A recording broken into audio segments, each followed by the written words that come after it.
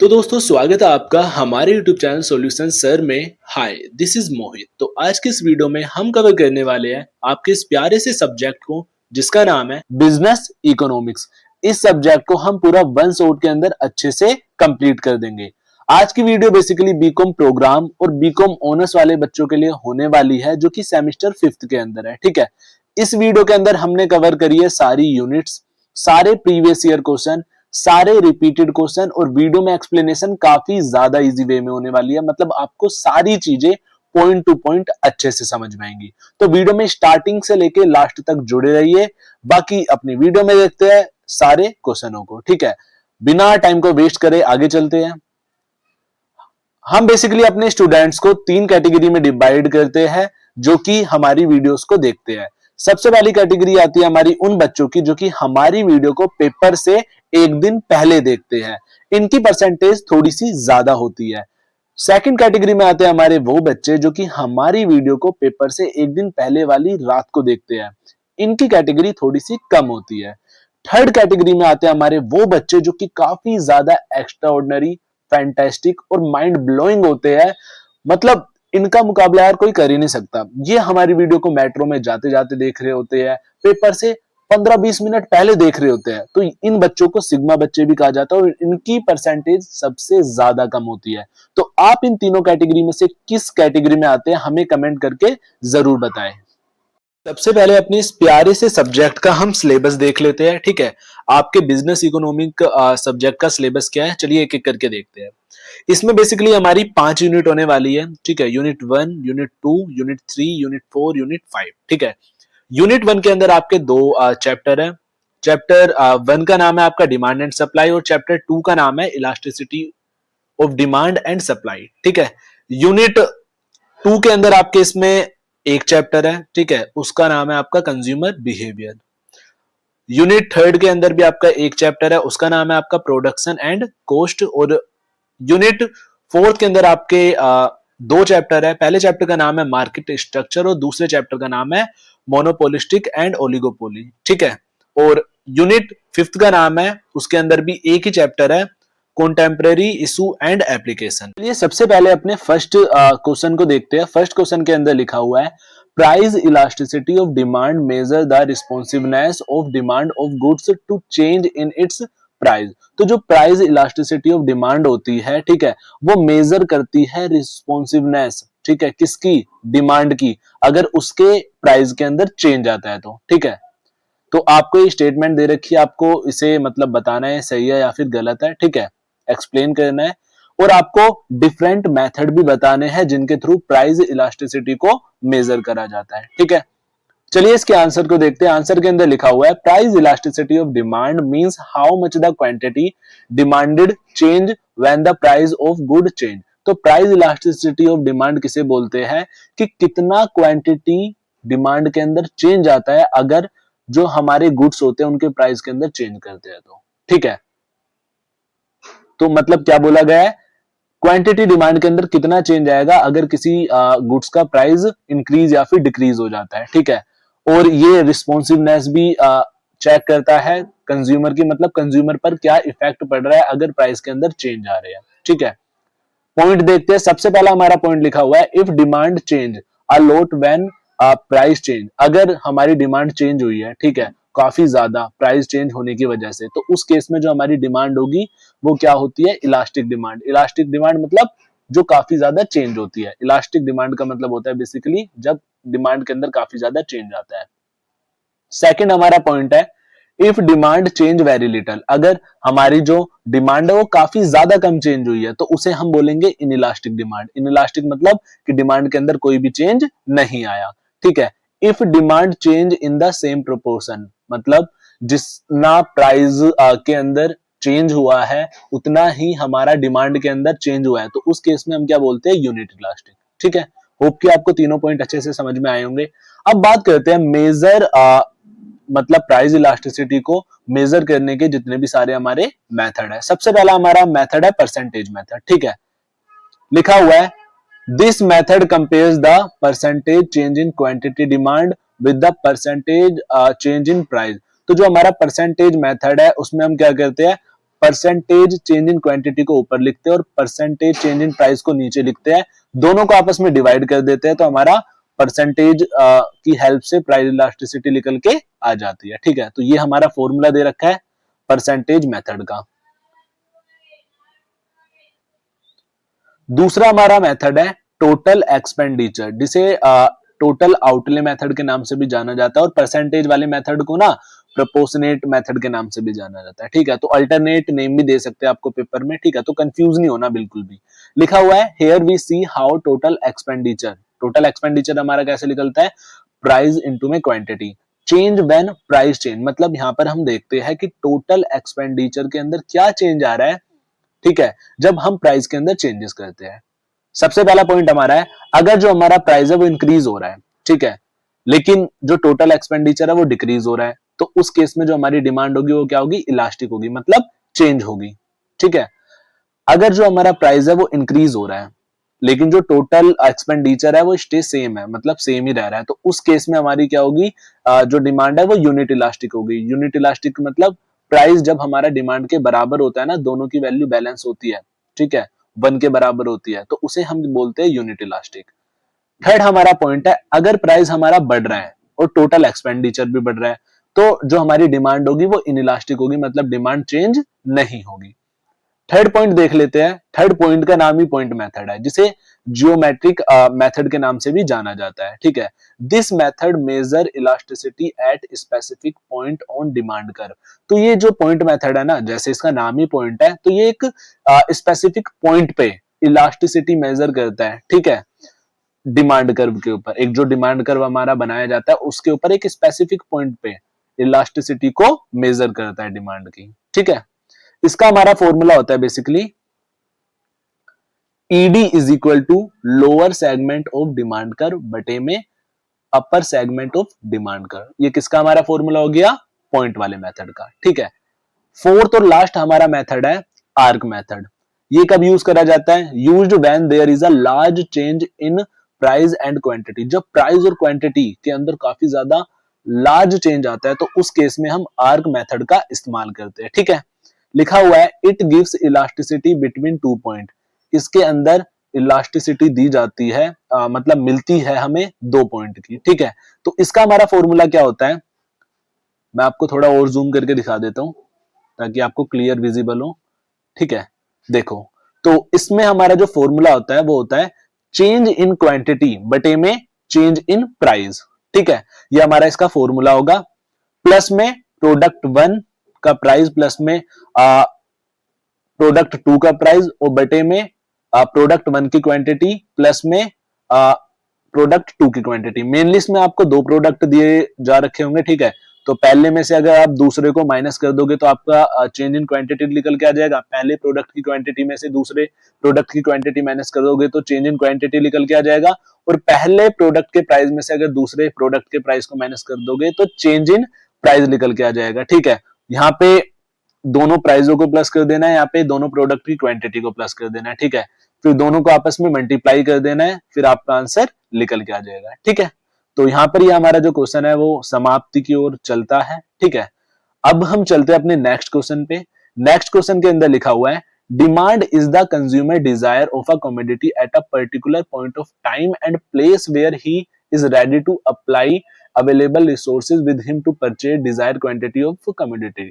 ठीक है, तो जो डिमांड है वो जो हमारा कंज्यूमर होता है उसकी डिजायर होती है। ठीक है, जो कि वो किसी भी टाइम पर किसी भी प्लेस पर कर सकता है। ठीक है, और वो किसी भी प्राइस पर उसे क्या कर सकता है, परचेज कर सकता है। लिखा हुआ है also illustrate and explain the different demand schedule. तो आपको अलग अलग डिमांड शेड्यूल के बारे में बताना है और जो ये स्टेटमेंट दे रखी है ना, इसे पॉइंट आउट करते हुए एक्सप्लेन करना है। ठीक है, चलिए इसके आंसर को देख लेते हैं। आंसर के अंदर हमारा लिखा हुआ है demand means the willing and ability of consumer to buy a commodity at a particular price time and place. तो डिमांड का मतलब क्या होता है कि एक व्यक्ति के पास एबिलिटी है, ठीक है, योग्यता है कंज्यूमर के पास हमारे, कि वो बाय कर सकता है कमोडिटी को एक पर्टिकुलर पॉइंट ऑफ टाइम पे, प्राइस पे और एक प्लेस पे। ठीक है, मतलब भाई जैसे कोई व्यक्ति है उसने डिजायर करी कि मुझे 1 लाख की एक कार चाहिए। ठीक है, तो उसने एक टाइम भी बताया होगा, एक प्राइस भी बताया है और एक प्लेस भी बताई है, तो ये डिमांड ही तो हुई, तो इसे ही डिमांड बोला जाता है। ठीक है,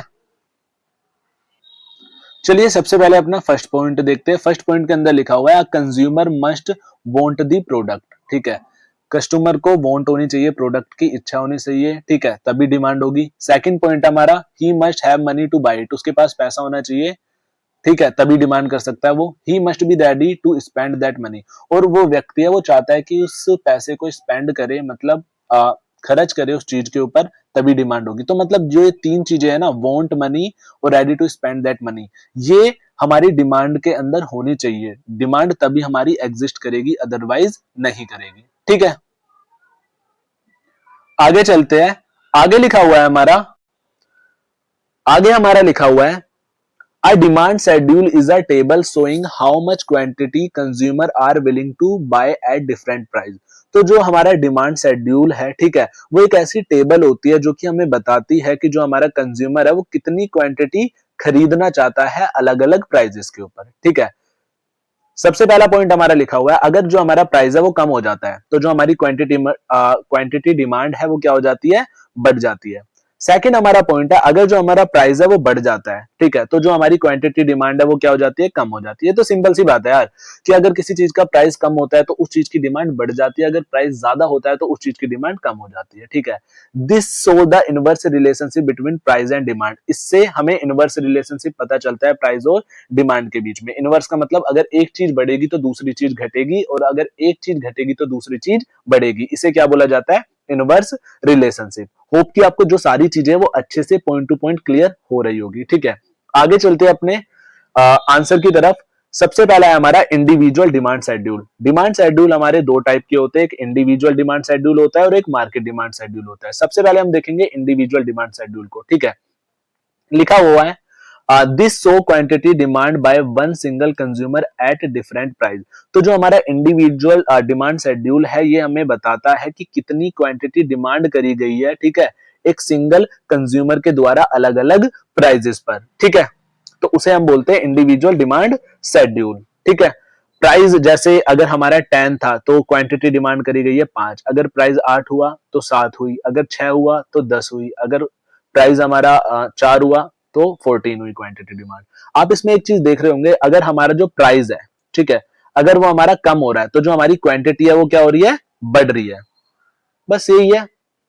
अब देखते हैं हम मार्केट डिमांड शेड्यूल किसे कहते हैं। ठीक है, मार्केट डिमांड शेड्यूल में आपको क्या करना है, इसमें आपको एक प्राइस दे रखा होगा, लेकिन जो क्वांटिटी डिमांड करी जा रही है वो अलग अलग व्यक्ति के द्वारा करी जा रही है। जैसे कंज्यूमर ए के द्वारा अलग करी जा रही है, कंज्यूमर बी के द्वारा अलग करी जा रही है, इंडिविजुअल में खाली एक व्यक्ति के द्वारा करी जा रही है, इसमें दो व्यक्ति के द्वारा करी जा रही है।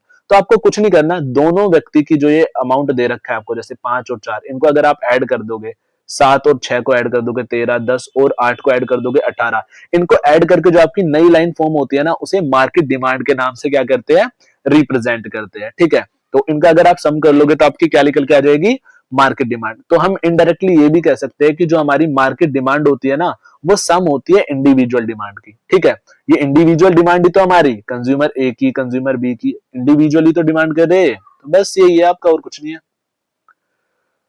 अगले क्वेश्चन पर हम चलते हैं अपने। अगले क्वेश्चन के अंदर लिखा हुआ है हमारा, how is the equilibrium of price and quantity determined. जो हमारा इक्विलिब्रियम प्राइस है और क्वांटिटी है वो कैसे डिटरमाइन करी जाती है, निकाली जाती है। Also so effect of increase and decrease in demand and supply on equilibrium price and quantity.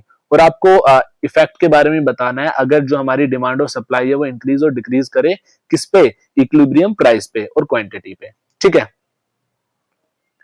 चलिए इसका आंसर देखते हैं। आंसर के अंदर लिखा हुआ है, equilibrium price is the price at which quantity demand is बराबर to is equal to quantity supplied. तो इक्विलिब्रियम प्राइस किसे बोला जाता है, अगर जो आपकी क्वांटिटी डिमांड है, ठीक है, वो क्वांटिटी सप्लाई के बराबर है, तो आप उसे क्या बोलेंगे, इक्विलिब्रियम प्राइस बोलेंगे। ठीक है, आगे देखते हैं, equilibrium quantity is the quantity boat and sold at that price. तो इक्विलिब्रियम क्वांटिटी किसे बोलते हैं, उस क्वांटिटी को जो कि खरीदी या फिर बेची गई है उस प्राइस के ऊपर। ठीक है, लिखा हुआ है, it is the point where demand curve हमारा डाउनवर्ड स्लोपिंग रहता है और सप्लाई कर्व अपवर्ड स्लोपिंग रहता है, ठीक है। इक्विलिब्रियम जो हमारा पॉइंट है उस केस में हमारा जो डिमांड कर्व है वो डाउनवर्ड स्लोपिंग रहेगा, मतलब नीचे की साइड जाएगा, और जो हमारा सप्लाई कर्व है वो ऊपर की साइड जाएगा, अपवर्ड स्लोपिंग होगा, ठीक है। एट दिस पॉइंट सबसे पहला हमारा पॉइंट है, अगर इक्विलिब्रियम प्राइस है, ठीक है, या फिर इक्विलिब्रियम क्वांटिटी है, तो कोई भी शॉर्टेज नहीं होती, ना ही सरप्लस होता, मार्केट क्या रहती है, स्टेबल रहती है, ठीक है। क्योंकि जब हमारा जो सप्लाई वाली लाइन है, ठीक है, मतलब जो डिमांड वाली लाइन है हमारी, वो प्राइस वाली लाइन को इंटरसेक्ट करती है, ठीक है। जब दोनों लाइन आपस में इंटरसेक्ट करती है, जो सेंटर वाला पॉइंट होता है ना, उसे ही इक्विलिब्रियम के नाम से जाना जाता है, ठीक है। लिखा हुआ है सो equilibrium is determined by the intersection of demand and supply. तो डिमांड और सप्लाई वाली लाइन का इंटरसेक्शन कर दो तो हमारा क्या सा पॉइंट निकल के आता है, हमारा इक्विलिब्रियम पॉइंट निकल के आता है। अब बात करते हैं effect of change in demand and supply on equilibrium. तो डिमांड और सप्लाई पे क्या इफेक्ट पड़ते हैं, मतलब effect of change in demand and supply on equilibrium, मतलब जो डिमांड और सप्लाई के अंदर चेंज होता है ना, ठीक है, इक्विलिब्रियम के ऊपर, तो क्या क्या इफेक्ट पड़ते हैं वो आपको बताने हैं। तो सबसे पहला हमारा पॉइंट है इंक्रीज इन डिमांड, ठीक है। जो हमारी डिमांड है वो क्या हो जाती है, इंक्रीज हो जाती है। डिमांड, जो हमारा डिमांड कर्व होता है, जो ग्राफ होता है, वो राइटवर्ड शिफ्ट हो जाता है और new intersection point is higher, और जो नया पॉइंट बनेगा ना उसके अंदर वो बड़ा बनेगा पहले से, ठीक है। रिजल्ट क्या होगा, इक्विलिब्रियम प्राइस हमारा बढ़ने लग जाएगा और इक्विलिब्रियम क्वांटिटी भी बढ़ने लग जाएगी। अगर डिमांड बढ़ेगी तो प्राइस भी बढ़ेगा और क्वांटिटी भी बढ़ेगी। अगर डिक्रीज इन डिमांड हो रहा है तो जो हमारा डिमांड कर्व है वो क्या होगा, लेफ्टवर्ड शिफ्ट हो जाएगा, ठीक है। और इस केस में हमारा जो प्राइस है इक्विलिब्रियम वो भी कम हो जाएगा और इक्विलिब्रियम जो क्वांटिटी है वो भी कम हो जाएगी, बस और कुछ नहीं है। आगे चलते हैं, आगे हमारा पॉइंट है इसमें इंक्रीज इन सप्लाई, ठीक है। अगर इंक्रीज इन सप्लाई हो रहा है तो क्या होगा, जो हमारा सप्लाई कर्व है वो राइटवर्ड शिफ्ट हो जाएगा, और डिक्रीज इन सप्लाई हो रहा है तो सप्लाई कर्व हमारा लेफ्टवर्ड शिफ्ट हो जाएगा, ठीक है। इसमें क्या रिजल्ट होगा, जो प्राइस है वो कम होने लग जाएगा, क्वांटिटी बढ़ने लग जाएगी, और अगर डिक्रीज इन सप्लाई होगा तो जो इक्विलिब्रियम प्राइस है वो बढ़ने लग जाएगा और इक्विलिब्रियम क्वांटिटी है वो क्या होने लग जाएगी, कम होने लग जाएगी। होप कि आपको जो सारी चीजें वो अच्छे से समझ में आएगी, ठीक है। देखो ये हमारा पूरा आंसर था इसका, ठीक है, इस वाले का ये पूरा आंसर था हमारा। ये वाले पॉइंट भी हमने कवर कर लिए, क्या क्या इफेक्ट पड़ा, 2 पॉइंट ये थे हमारे और 2 पॉइंट ये थे, ठीक है, 3 और 4। अब चलते हैं अपने अगले क्वेश्चन की तरफ। अगला क्वेश्चन है हमारा, मैं थोड़ा जूम कर देता हूं ताकि आपको क्लियरली दिखे, ठीक है। अगला क्वेश्चन है हमारा पीक लोड प्राइसिंग, ठीक है। तो पीक लोड प्राइसिंग किसे कहते हैं, ये आपका शॉर्ट नोट में आ सकता है बेसिकली, ठीक है। तो पढ़ते हैं, peak load pricing means charging higher price when demand is high. तो पीक लोड प्राइसिंग किसे बोला जाता है, कि भाई मार्केट के अंदर डिमांड ज्यादा है तो आप क्या कर दो, जो प्राइस है ना उन्हें काफी ज्यादा हायर चार्ज करो, ठीक है। And lower price when the demand is low, और मार्केट के अंदर जब डिमांड लो है तो आप जो प्राइस है उन्हें भी लोअर चार्ज करो, ठीक है, कम लगाओ। तो ये तो मेनली आपने देखा होगा मार्केट के अंदर यही चलता है भाई, ठीक है। हाई डिमांड मतलब जब हमारी डिमांड है वो हाई होगी तो प्राइस हाई होंगे, और अगर डिमांड लो होगी तो प्राइस लो कर देंगे, ठीक है। तो ये ही यूज करी जाती है स्ट्रेटेजी हर एक मार्केट के अंदर, जितने भी बिजनेसमैन होते हैं, शॉपकीपर होते हैं, ठीक है, वो तो बाकी आपको यार पता होंगे। आगे चलते हैं, एग्जाम्पल में देखते हैं, electricity is costlier in the evening peak time and cheapier at night, ठीक है। आप ये इलेक्ट्रिसिटी का भी एग्जाम्पल ले सकते हो, ठीक है। जैसे जब किसी चीज की व्यक्ति को नीड होती है ना, तो उस चीज की मार्केट के अंदर डिमांड बढ़ जाती है। जैसे कोई चीज ट्रेंडिंग में आती है तो उस चीज की डिमांड बढ़ जाती है, लेकिन अगर कोई चीज ट्रेंडिंग से चली जाए तो उस चीज की जो डिमांड है काफी ज्यादा कम हो जाती है ना। यही है बस पर्पस, क्या होता है, टू कंट्रोल एक्स्ट्रा डिमांड। इससे क्या होता है कि एक्स्ट्रा डिमांड कंट्रोल करी जा सकती है, ठीक है, क्योंकि प्राइस हाई कर देंगे तो हर एक व्यक्ति नहीं खरीद पाएगा। To reduce pressure on resources, resources पर भी कोई प्रेशर नहीं पड़ेगा क्योंकि क्वांटिटी उतनी सप्लाई करी जा रही है अब, लेकिन पहले से जो प्राइस था वो क्या हो गया, बढ़ गया। To encourage consumer to use goods in the peak off time, तो इनकरेज भी करता है कंज्यूमर को कि वो पीक ऑफ टाइम के अंदर क्या करे, यूज कर सके उसे, ठीक है। मतलब प्राइस हाई होंगे तो लोगों को भी लगेगा कि हाँ यार इसमें कुछ तो होगा, तभी तो लोग बाग इससे खरीद रहे हो, मार्केट के अंदर इसकी वैल्यू काफी ज्यादा है। जैसे आईफोन का ही एग्जांपल ले लो, सबसे बेस्ट एग्जांपल है, ठीक है। अब बात कर लेते हैं अपने अगले क्वेश्चन की। अगला क्वेश्चन है हमारा, rent control in short run and long run. बस कुछ नहीं है भाई, आराम से समझो, ठीक है, एकदम शांति से बैठ के, बस 1-2 घंटे के अंदर आपके पूरा सेशन खत्म हो जाएगा। फिर पेपर में तोड़ फोड़ मचा के आना। तो आपको बेसिकली क्या बताना है, ये भी हमारा शॉर्ट नोट आ जाता है कि rent control in short run and long run को आपको बताना है, ठीक है। रेंट कैसे कंट्रोल करा जाता है शॉर्ट रन में और लॉन्ग रन में। चलिए इसके आंसर को देखते हैं। आंसर के अंदर लिखा हुआ है शॉर्ट रन, सबसे पहला point, government fix maximum rent. Short run में जो हमारी सरकार है वो कम मैक्सिमम रेंट फिक्स कर देती है, but the number of house can't increase quickly. लेकिन इस केस में जो घरों की संख्या होती है, ठीक है, हाउसेस की जो संख्या होती है वो बढ़ती नहीं है, ठीक है, जल्दी नहीं बढ़ती। हाउस की जो वैल्यू होती है वो चीपर हो जाती है काफी ज्यादा, ठीक है, और शॉर्टेज हो जाती है, डिमांड काफी ज्यादा हो जाती है मार्केट के अंदर हाउसेस की, लेकिन जो सप्लाई है वो काफी ज्यादा कम रहती है। Black market black marketing start हो जाती है, क्योंकि मार्केट के अंदर डिमांड ज्यादा है लेकिन सप्लाई कम है, तो जो दूसरा व्यक्ति है ना वो उस चीज को और काफी कम अमाउंट में सेल आउट करने लग जाता है, ठीक है, तो उसे ब्लैक मार्केटिंग कहा जाता है, वो भी आपको पता होगा, ठीक है, थोड़ा बहुत, बाकी मैंने बता दिया। सेकंड हमारा पॉइंट है लॉन्ग रन, ठीक है, builder earn less profit so they build fewer newer houses. तो लॉन्ग रन में जो हमारे बिल्डर्स होते हैं ना उन्हें काफी ज्यादा प्रॉफिट नहीं होता, तो वो सोचते हैं भाई यार क्या ही नया घर बनाए, तो वो नए घर कम बनाते हैं, ठीक है। ओल्ड हाउसेज में नॉट बी मेंटेन, और जो पुराने घर है वो भी मेंटेन नहीं करते, ठीक है। Supply fall even more, quantity of house decrease, quality of house decrease, ठीक है, क्वालिटी क्वांटिटी सारी चीज डिक्रीज हो जाती है। भाई जब बिल्डर ही घर नहीं बना रहा और उसे प्रॉफिट कम हो रहा है तो क्यों करेगा सारी चीजें। हाउस शॉर्टेज बिकम परमानेंट, और इस केस में जो हमारी हाउस शॉर्टेज है, ठीक है, वो क्या हो जाती है, काफी ज्यादा हो जाती है। तो ये हमने क्या कर लिया, अभी कवर कर लिया सारी चीजें, आप देख सकते हो। आगे चलते हैं।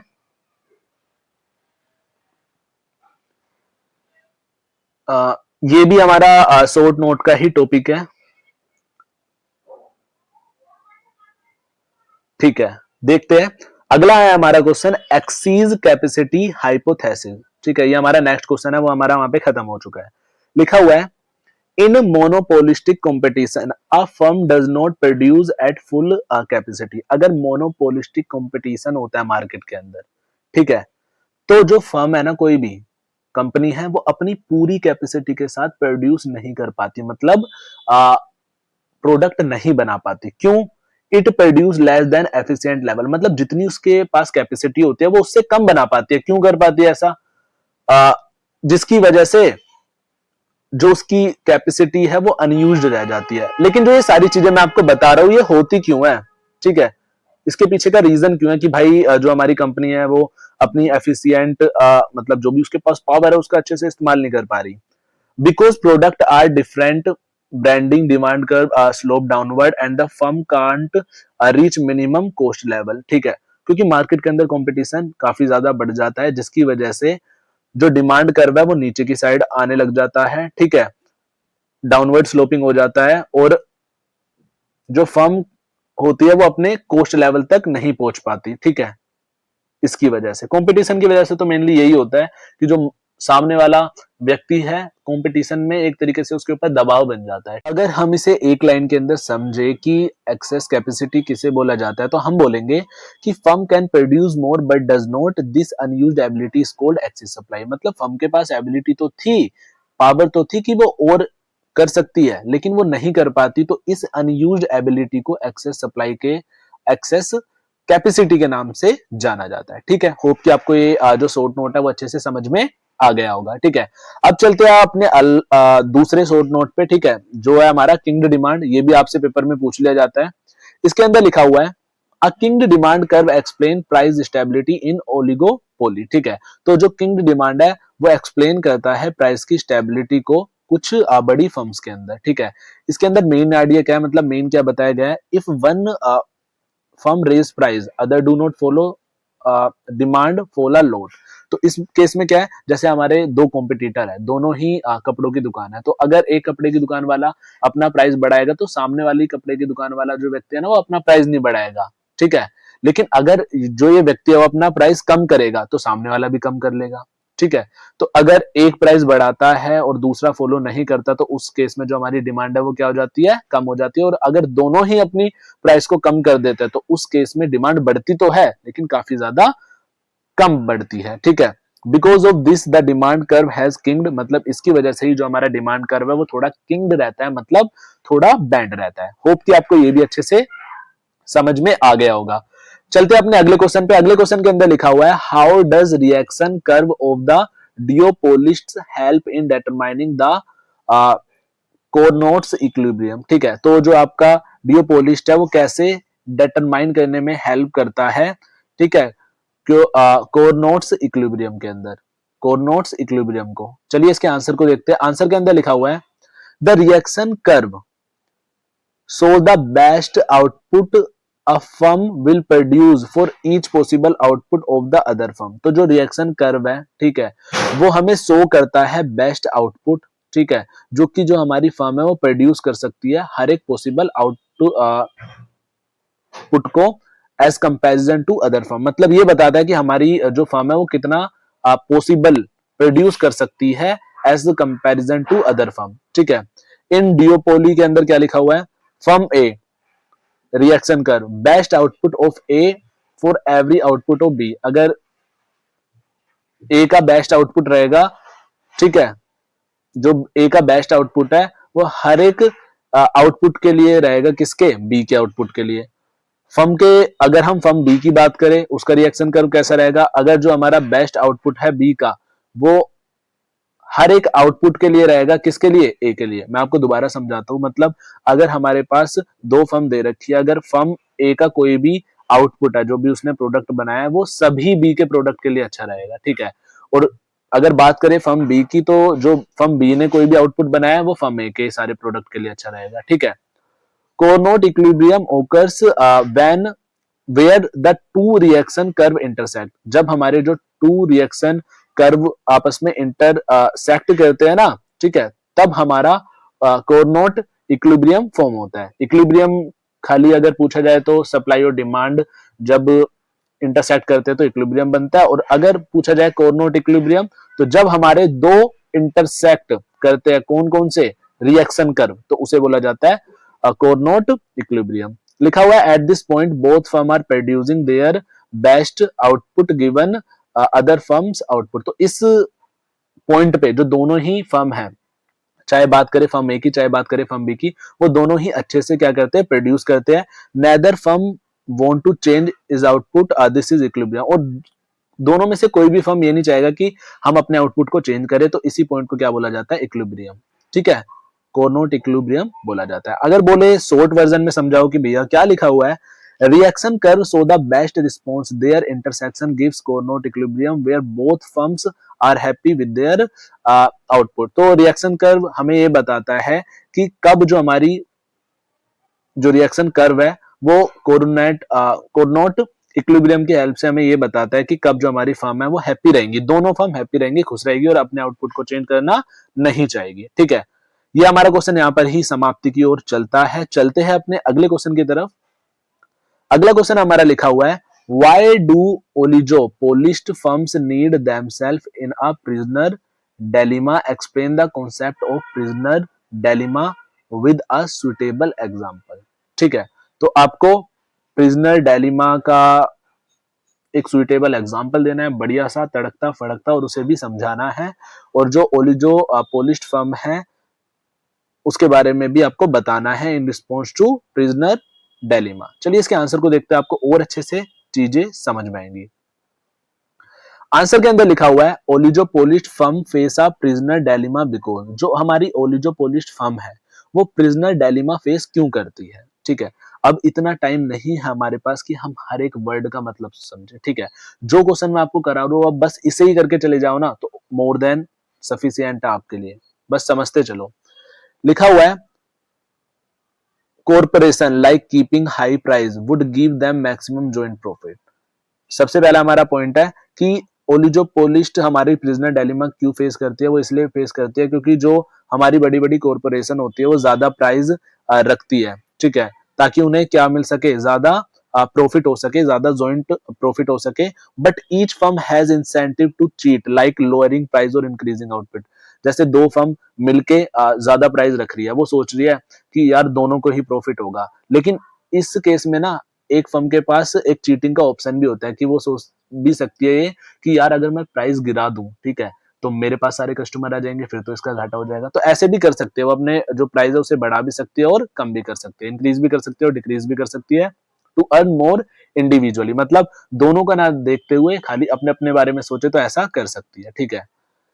If both cheat they end up worse off than if they had cooperated. अगर वो आपस में कोऑपरेट करके चलेंगे दोनों जो फर्म है बिजनेस को, तो अच्छा चलेगा बिजनेस, लेकिन अगर कोई भी चीट करेगा या फिर दोनों चीट करेंगे तो जो दोनों का बिजनेस है वो अच्छा नहीं चल पाएगा। अब प्रिजनर्स डायलेमा कॉन्सेप्ट क्या कहता है वो पढ़ते हैं। टू प्लेयर कैन कोऑपरेट और डिफेक्ट। जो हमारे दो प्लेयर है वो आपस में कब कोऑपरेट कर सकते हैं और कब डिफेक्ट कर सकते हैं, ठीक है, मतलब उन्हें परेशानी कब आ सकती है और वो मजे में कब चल सकते हैं। सबसे पहला बेस्ट जॉइंट आउटकम, ठीक है, बेस्ट जॉइंट आउटकम आपका कब निकलेगा, जब आप अच्छे से कोऑपरेट करोगे दोनों, ठीक है। इंडिविजुअल इंसेंटिव के बारे में सोचोगे तो आपको पर्सनल गेन तो हो जाएगा लेकिन दोनों को प्रॉफिट नहीं होगा। रिजल्ट इफ बोथ डिफेक्ट, अगर दोनों ही खराब निकल गए ना तो दोनों की जो कंडीशन है वो खराब हो जाएगी आने वाले टाइम में। एग्जाम्पल से समझते हैं। Two firm A and B produce similar goods if both keep price high each and 100 rupees का प्रॉफिट। अगर दोनों ही प्राइस हाई रख रहे हैं तो दोनों को ही 100 का मुनाफा हो रहा है, प्रॉफिट हो रहा है। If A cut price and be keep it high A earn 150। अगर बी ने 100 से अपना जो प्राइस है वो 50 कर दिया तो जो हमारा ए है उसे ज्यादा प्रॉफिट होने लग जाएगा और बी को कम होने लग जाएगा, ठीक है। तो ये है बताया गया है पर्सनल डायलेमा के अंदर। दो दो फर्म है, उन्हें मिलजुल कर चलना चाहिए, अगर मिलजुल कर नहीं चलती तो उन्हें आगे फेस करनी पड़ सकती है क्या क्या चीजें, ठीक है। Even through cooperating gives 100 is the fear of losing out makes both cut prices worse outcome.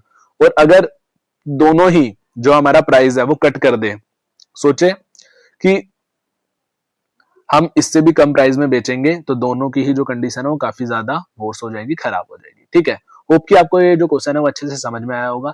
जो सारे क्वेश्चन है वो आपकी पर्सनल लाइफ की मार्केट से रिलेटेड है, ठीक है। तो जो भी मतलब यहाँ पे थोड़ी सी भी जिस भी व्यक्ति को मार्केट की नॉलेज होगी वो आराम से यार अटेम्प्ट कर लेगा, कोई भी टेंशन की बात नहीं है। बाकी सॉल्यूशन सर आपके साथ है, डरने की क्या बात है। वीडियो को लाइक करो, शेयर करो, अपने दोस्तों के साथ शेयर करो जिन्हें ये भी नहीं पता कि अगला पेपर किस चीज का है। चलते अपने अगले क्वेश्चन की तरफ। अगले क्वेश्चन के अंदर लिखा हुआ है a consumer is having preference of two complementary goods. ये आपका न्यूमेरिकल आ रखा है कि एक कंज्यूमर के पास प्रीफरेंस है टू कॉम्प्लीमेंट्री गुड्स का, जैसे पेन और इंक, मतलब जो एक के बिना अधूरे रहते हैं।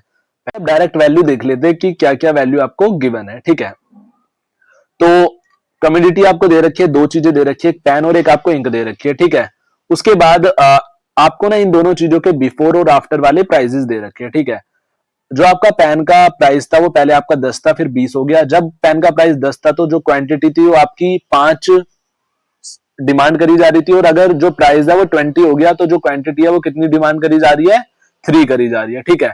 और अगर हमारा जो इंक की जो प्राइस थी वो अगर पहले 5 थी, ठीक है, और बाद में भी 5 थी, पहले क्वांटिटी डिमांड 4 करी जा रही थी और बाद में कितनी करी जाने लग गई, 2, ठीक है। तो आपको बढ़ने घटने से अभी कुछ नहीं लेना, आपको क्रॉस प्राइस इलास्टिसिटी निकालनी है, ठीक है। तो क्रॉस इलास्टिसिटी ऑफ डिमांड निकालनी है तो आपको उसके अकॉर्डिंग ही देखनी है चीजें, ठीक है। तो इसमें क्वेश्चन में आपको एक और चीज बोली थी कि डायग्रामेटिक एक्सप्लेनेशन भी देनी है कॉम्प्लीमेंट्री गुड्स की, ठीक है। पेन और इंक दे रखा है ना, जैसे उसे बताना है कि कॉम्प्लीमेंट्री गुड्स में मतलब किस हिसाब से इफेक्ट पड़ा है। तो लिखा हुआ है pen and ink are complement, पता है हमें। If price of pen rise, basically इसमें मेरा कहने का मतलब ये है कि अगर जैसे पेन का प्राइस हमारा बढ़ रहा है, ठीक है, तो जो पेन की डिमांड कम हो रही है, जिसकी वजह से पेन के प्राइस के बढ़ने की वजह से जो पेन की डिमांड है वो कम हो रही है, ठीक है, जिसकी वजह से इनडायरेक्टली जो हमारी इंक की डिमांड है वो भी क्या होगी, फॉल होगी, गिरेगी, ठीक है, क्योंकि दोनों कॉम्प्लीमेंट्री गुड्स है, दोनों को एक दूसरे के बिना इस्तेमाल नहीं करा जा सकता, ठीक है। जब प्राइस का पेन 10 से 20 हो गया तो जो क्वांटिटी है वो भी गिर गई, 5 से 3 हो गई, वो मैंने आपको ऊपर बताया था अभी। और इंक की जो प्राइस थी वो पहले भी सेम थी और बाद में भी सेम थी, ठीक है, लेकिन क्वांटिटी के अंदर फिर भी चेंज हो गया, 4 से 2 हो गई थी हमारी, ठीक है। तो लिखा हुआ है डाउनवर्ड स्लोपिंग डायग्राम कर्व हमारा इसके अंदर बनेगा, demand curve, but increase in the pen price shift in demand left. तो इस तरीके से हमारा कुछ डायग्राम बनेगा। आप डायग्राम भी बना सकते हो, ठीक है, और ये एक्सप्लेनेशन भी लिख सकते हो। तो आप दोनों ही चीज लिख देना या फिर आपकी मर्जी है। अब बात कर लेते हैं क्रोज इलास्टिसिटी ऑफ डिमांड के बारे में, ठीक है। क्रोज इलास्टिसिटी ऑफ डिमांड का हमारा फॉर्मूला होता है percentage change of quantity of ink बटे में percentage change in price of pen, ठीक है। तो स्टेप वन हम क्या करेंगे कि जो हमें क्वांटिटी दे रखी थी, क्वांटिटी आप देखो सबसे पहले आफ्टर वाली क्वांटिटी में से बिफोर वाली क्वांटिटी को माइनस कर देंगे। तो 2 में से 4 अगर हम माइनस करेंगे, ठीक है, तो हमारा माइनस का 2 आ जाएगा, बटे में हमारी आफ्टर वाली क्वांटिटी आएगी और मल्टीप्लाई में हमारा 100 आएगा, डिवाइड करके माइनस का 50% हमारा आंसर आ गया, ठीक है। चेंज इन प्राइस के अंदर भी हम यही करेंगे कि आफ्टर वाले में से बिफोर वाले प्राइस को माइनस कर देंगे और बटे में हमारा आफ्टर वाला प्राइस आएगा, ठीक है।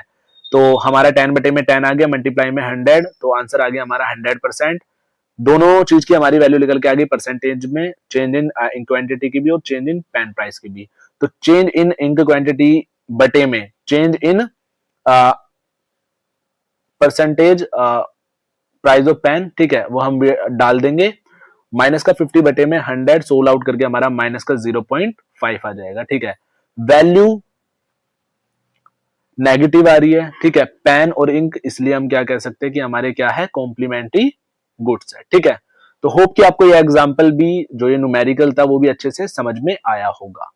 चलते हैं अपने अगले क्वेश्चन पे। अगले क्वेश्चन के अंदर हमारा लिखा हुआ है why the indifference curve is not convex. जो हमारा इंडिफरेंस कर्व होता है वो कॉन्वेक्स क्यों नहीं होता, explain with the suitable example and diagram. तो डायग्राम और सुटेबल एग्जांपल की हेल्प से आपको क्या बताना है, इंडिफरेंस कर्व के बारे में बताना है। An indifference curve is a graphical representation of all combination of two goods that gives a consumer the same level of satisfaction or happiness। तो जो इंडिफरेंस कर्व होता है वो एक ग्राफिकल रिप्रेजेंटेशन होता है सारे कॉम्बिनेशन ऑफ गुड्स का, ठीक है, ऐसे गुड्स जो कि सेम सेटिस्फैक्शन देते हैं एक व्यक्ति को। मतलब ये कौन से गुड्स का कॉम्बिनेशन होता है, जैसे चाय कॉफी हो गया हमारा, ठीक है, दोनों सिमिलर है ना, दोनों जो हमारे दोनों होंगे वो सेम लेवल ऑफ सेटिस्फैक्शन देंगे। आगे हमारा लिखा हुआ है why an indifference curve is not convex. जो हमारा इंडिफरेंस कर्व है वो कॉन्वेक्स क्यों नहीं होता। लिखा हुआ है इंडिफरेंस कर्व सो कॉम्बिनेशन। जो हमारा इंडिफरेंस कर्व है, मैं आपको थोड़ा जूम कर देता हूं, जो इंडिफरेंस कर्व है वो शो करता है combination of two goods given in same satisfaction. जो सबसे पहला पॉइंट हो गया, जो इंडिफरेंस कर्व है वो शो करता है कॉम्बिनेशन ऑफ टू गुड्स, ऐसे दो गुड्स के कॉम्बिनेशन को शो करता है जो कि हमें सेम लेवल ऑफ सेटिस्फैक्शन क्या करते हैं, देते हैं। सेकंड हमारा पॉइंट लिखा हुआ है normally indifference curve is convex to the origin. Origin से तो कॉन्वेक्स होता है because of diminishing marginal rate of substitution. क्योंकि जो हमारे एमआरएस है वहां पे उसका क्या होता है, डिमिनिशिंग होती है, मतलब वो गिरती है, ठीक है। इस नोट्स के अंदर इनके ग्राफ मैंने आई थिंक मैं भूल गया बनाना, ठीक है, तो आप एक बार ना सर्च आउट कर लेना इन्हें गूगल पर, ठीक है, इनके खाली ग्राफ को, जैसे इंडिफरेंस कर्व का क्या ग्राफ होगा, ठीक है। वैसे मैंने इसमें, हाँ इसमें तो बना रखा है, ठीक है, मतलब जिनके नहीं दे रखे वो आप एक बार सर्च आउट कर लेना। लिखा हुआ है नॉर्मली, ये वाला तो मैंने आपको पढ़ा दिया, if indifference curve is not convex. अगर जो इंडिफरेंस कर्व है वो कॉन्वेक्स नहीं है, इट मींस जो हमारी एमआरएस है वो कांस्टेंट है या फिर इंक्रीज कर रही है, ठीक है। The consumer is willing to give up more of one good to get one more unit. मतलब इसमें जो कस्टमर है वो ये चाहता है कि वो और गुड दे सके, और गुड्स और सर्विसेज दे सके ताकि उसे और यूनिट मिल सके। अब इन पॉइंटों में से जो भी आपको अच्छे से समझ में आ रहा है आप वो लिख के आ जाना, ठीक है, मतलब समरी बना के, क्योंकि आप एग्जैक्ट तो कभी भी लिखोगे नहीं, ये तो मुझे भी पता है, लिखोगे तो आप अपनी समरी बना के, ठीक है। एग्जाम्पल देख लेते हैं, परफेक्ट सब्स्टिट्यूट, ये भी हमारा कॉम्प्लीमेंट्री गुड्स का एग्जाम्पल हो जाएगा, ठीक है। कॉम्प्लीमेंट्री गुड्स का नहीं, उन गुड्स का जो कि सेम सेटिस्फैक्शन देते हैं। कॉम्प्लीमेंट्री तो हमने पीछे पढ़ा था अभी, कॉम्प्लीमेंट्री तो हमारे वो होते हैं जो कि एक दूसरे के बिना अधूरे होते हैं, ठीक है। लिखा हुआ है suppose a consumer see tea and coffee as perfect substitute, he is always happy with 1 cup of tea और 1 cup of coffee, so he does not mind swapping them equally. I indifference curve will be straight. तो इस case में जो हमारा indifference curve होगा वो क्या बनेगा, ऐसे स्ट्रेट बनेगा। ये कॉफी वाली लाइन हो गई, ये टी वाली लाइन हो गई, ठीक है। तो ये लिखा हुआ है, तो ऐसे आप करके आ जाना और ऐसे बना के आ जाना, आपको अच्छे एकदम बढ़िया नंबर मिलेंगे, ठीक है। सो अब आपको क्या करना है, जिन भी नोट्स के थ्रू मैं आपको ये पढ़ा रहा हूं ना, आप इन्हें परचेज भी कर सकते हो खाली 29 रुपीज के। और ये इनका जो प्राइस है वो इतना कम बेसिकली इसलिए रखा गया है ताकि हमारा हर एक बच्चा नोट्स को परचेज करके जो अपनी रिवीजन है, अपनी प्रिपरेशन है, वो काफी ज्यादा अच्छे वे में कर सके, ठीक है। 29 रुपीज काफी ज्यादा बड़ी वैल्यू नहीं होती अगर 29 रुपीज में आपका कोई एक पेपर क्लियर हो रहा हो तो, ठीक है। आपको इस नंबर पे व्हाट्सअप कर देना है, ठीक है, मैसेज कर देना है कि I want to buy notes of business economic, instant आपको रिप्लाई मिल जाएगा, उसकी कोई भी दिक्कत नहीं है। तो जल्दी जाओ, नोट्स को परचेज करो, बाकी आपकी मर्जी है, मैं आपको फोर्स नहीं करूंगा, ठीक है। और एक और चीज, शुरू के जितने भी हमारे 5 स्टूडेंट्स होंगे, ठीक है, उन्हें नोट्स फ्री मिलेंगे। वीडियो देख के जो सबसे पहले 5 स्टूडेंट्स नोट्स के लिए कमेंट करेंगे ना, उन 5 स्टूडेंट्स को जो हमारी तरफ से नोट्स एकदम फ्री मिलेंगे, फ्री ऑफ कॉस्ट मिलेंगे। तो आप जल्दी जाओ, और मैं नेक्स्ट वीडियो में उन 5 स्टूडेंट्स का नाम भी लूंगा, ठीक है, जिन्होंने सबसे पहले कमेंट करा था वीडियो पर भी और व्हाट्सएप नंबर पर भी जाके कि हमें नोट्स चाहिए, ठीक है। तो देखते हैं कि आप उस के अंदर आते हो या फिर नहीं आते, ठीक है। तो अगले क्वेश्चन को देखते हैं। अगला क्वेश्चन है हमारा न्यूमेरिकल ही है, ठीक है। तो इसे थोड़ा जूम कर लेता हूं ताकि आपको अच्छे से दिखे चीजें, ठीक है। तो लिखा हुआ है a consumer spend his her entire income on food and clothing. एक कंज्यूमर है जो कि स्पेंड करता है अपनी जो इनकम का जो पार्ट है, ठीक है, मतलब पूरी इनकम किसके ऊपर, फूड और क्लोथ के ऊपर। Draw the budget line in the following situation. तो आपको बजट लाइन ड्रॉ करने हैं इन सिचुएशन के अंदर। Identify intercept and slope in each case, और हर केस के अंदर आपको आइडेंटिफाई करनी है चीजें। सबसे पहला हमारा पॉइंट है the consumer monthly income is 6000। अगर जो हमारी कंज्यूमर है उसकी मंथली इनकम 6000 है और price of food is 150 and cloth 300, तो क्या होगा। सेकंड हमारा पॉइंट है what is happen when his her monthly income 9000 और 4500। तो दोनों ही केस में आपको बताना है कि अगर मंथली इनकम 6000 है या फिर मंथली इनकम 9000 है या फिर 4500 है और फूड का प्राइस 150 और क्लोथिंग का 300 है, तो कैलकुलेट करनी है आपको। तो पहले पार्ट को देखते हैं सबसे पहले। अगर इनकम आपकी 6000 है और प्राइस ऑफ फूड आपका 150 है, प्राइस ऑफ क्लोथिंग आपका 300 है, ठीक है। तो बजट लाइन फॉर्मूला हमारा होता है income is equal to price of food into में फूड प्लस में प्राइस ऑफ क्लोथिंग इनटू में क्लोथिंग। तो इनकम हमारी कितनी दे रखी है 6000, ठीक है, और प्राइस ऑफ फूड हमें दे रखा था 150 और इनटू में फूड करना है तो 150 एफ हो जाएगा, और प्राइस ऑफ क्लोथिंग हमें दे रखा था 300, इनटू में क्लोथिंग करना है मतलब सी करना है तो 300 सी हो जाएगा। एक इक्वेशन हमारी ये बन गई, ठीक है। लिखा हुआ है फूड इंटरसेप्ट, इंटरसेप्ट निकालना था ना आपको, व्हेन क्लोथिंग इज 0, ठीक है। अगर जो आपकी क्लोथिंग है वो 0 हो जाए, सी की वैल्यू 0 हो जाए, तो फूड की वैल्यू क्या निकल के आएगी, सी की वैल्यू 0 हो जाए तो फूड की वैल्यू क्या निकल के आएगी, 6000 आप ऐसे लिखोगे इज इक्वल टू में 150 एफ लिखोगे, एफ आपका यहां पर ही रह जाएगा तो 6000 के बटे में आ जाएगा हमारा 150, ठीक है, और आप उसे डिवाइड करोगे तो 40 यूनिट आपका आंसर आ जाएगा।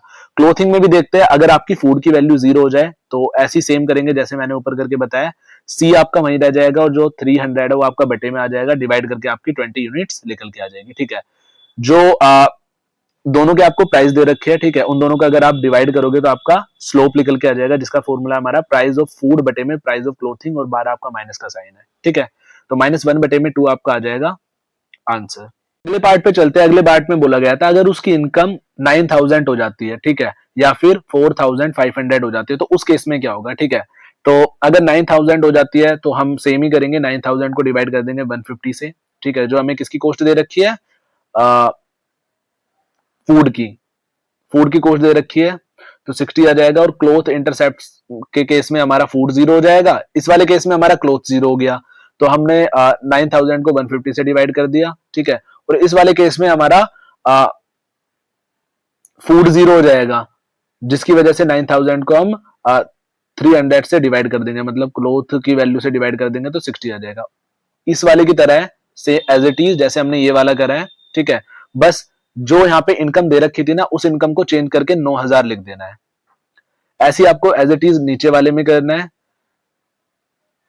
बस जहां पर आपने 9,000 लिखा है, यहाँ पे 9,000 की जगह आपको 4,500 लिख देना है। तो आंसर आपका आ जाएगा यहाँ पे 30 और यहाँ पे 15। इस केस में जो बजट लाइन है वो इनवर्ड शिफ्ट करेगी, इसमें आउटवर्ड करेगी, ठीक है। होप कि आपको जो ये क्वेश्चन है वो अच्छे से समझ में आया होगा। तो इस तरीके से हमारा ये क्वेश्चन भी पूरा होता है। चलते हैं अपने अगले क्वेश्चन की तरफ। अगले क्वेश्चन के अंदर लिखा हुआ है derive angle curve from income consumption, ठीक है। एंगल कर्व बनाना है आपको इनकम कंजप्शन की हेल्प से in case of necessary goods, luxury goods और इंफीरियर गुड्स, ठीक है। तीनों ही गुड्स के बारे में बताना है। और चलिए देखते हैं। एंगल कर्व लिखा हुआ है नेसेसरी गुड्स जैसे दाल चावल हो गए, जो कि हमारे लिए काफी ज्यादा अननेसेसरी होते हैं, उस केस में जो एंगल कर्व है वो ऊपर की ओर जाती है फ्लैट होके धीरे धीरे, ठीक है। इनकम इसमें अगर हमारी बढ़ती है तो क्वांटिटी भी थोड़ी सी बढ़ जाती है, ठीक है। आगे लिखा हुआ है हमारा लग्जरी गुड्स। लग्जरी गुड्स में जैसे हमारी एसी आ जाती है, इनकम बढ़ने पे जो इनकी जो क्वांटिटी है ना वो काफी ज्यादा नहीं बढ़ती, नॉर्मली बढ़ती है। और इस केस में जो हमारा एंगल कर्व है वो तेजी से ऊपर जाता है, ठीक है। तीसरा है हमारा इंफीरियर गुड। इंफीरियर गुड्स में आ जाते हैं जो हमारे सबसे ज्यादा सस्ती होती है, लो क्वालिटी चीजें होती है, जैसे रोटी हो गई, ठीक है, राइस हो गए। तो ये जो चीज होती है ना, अगर इनकम बढ़े या फिर कम होए, ठीक है, अगर इनकम आपकी कम रहेगी तो आप इन चीजों को ज्यादा खरीदोगे, अगर आपकी इनकम बढ़ेगी तो आप इन चीजों को कम खरीदोगे।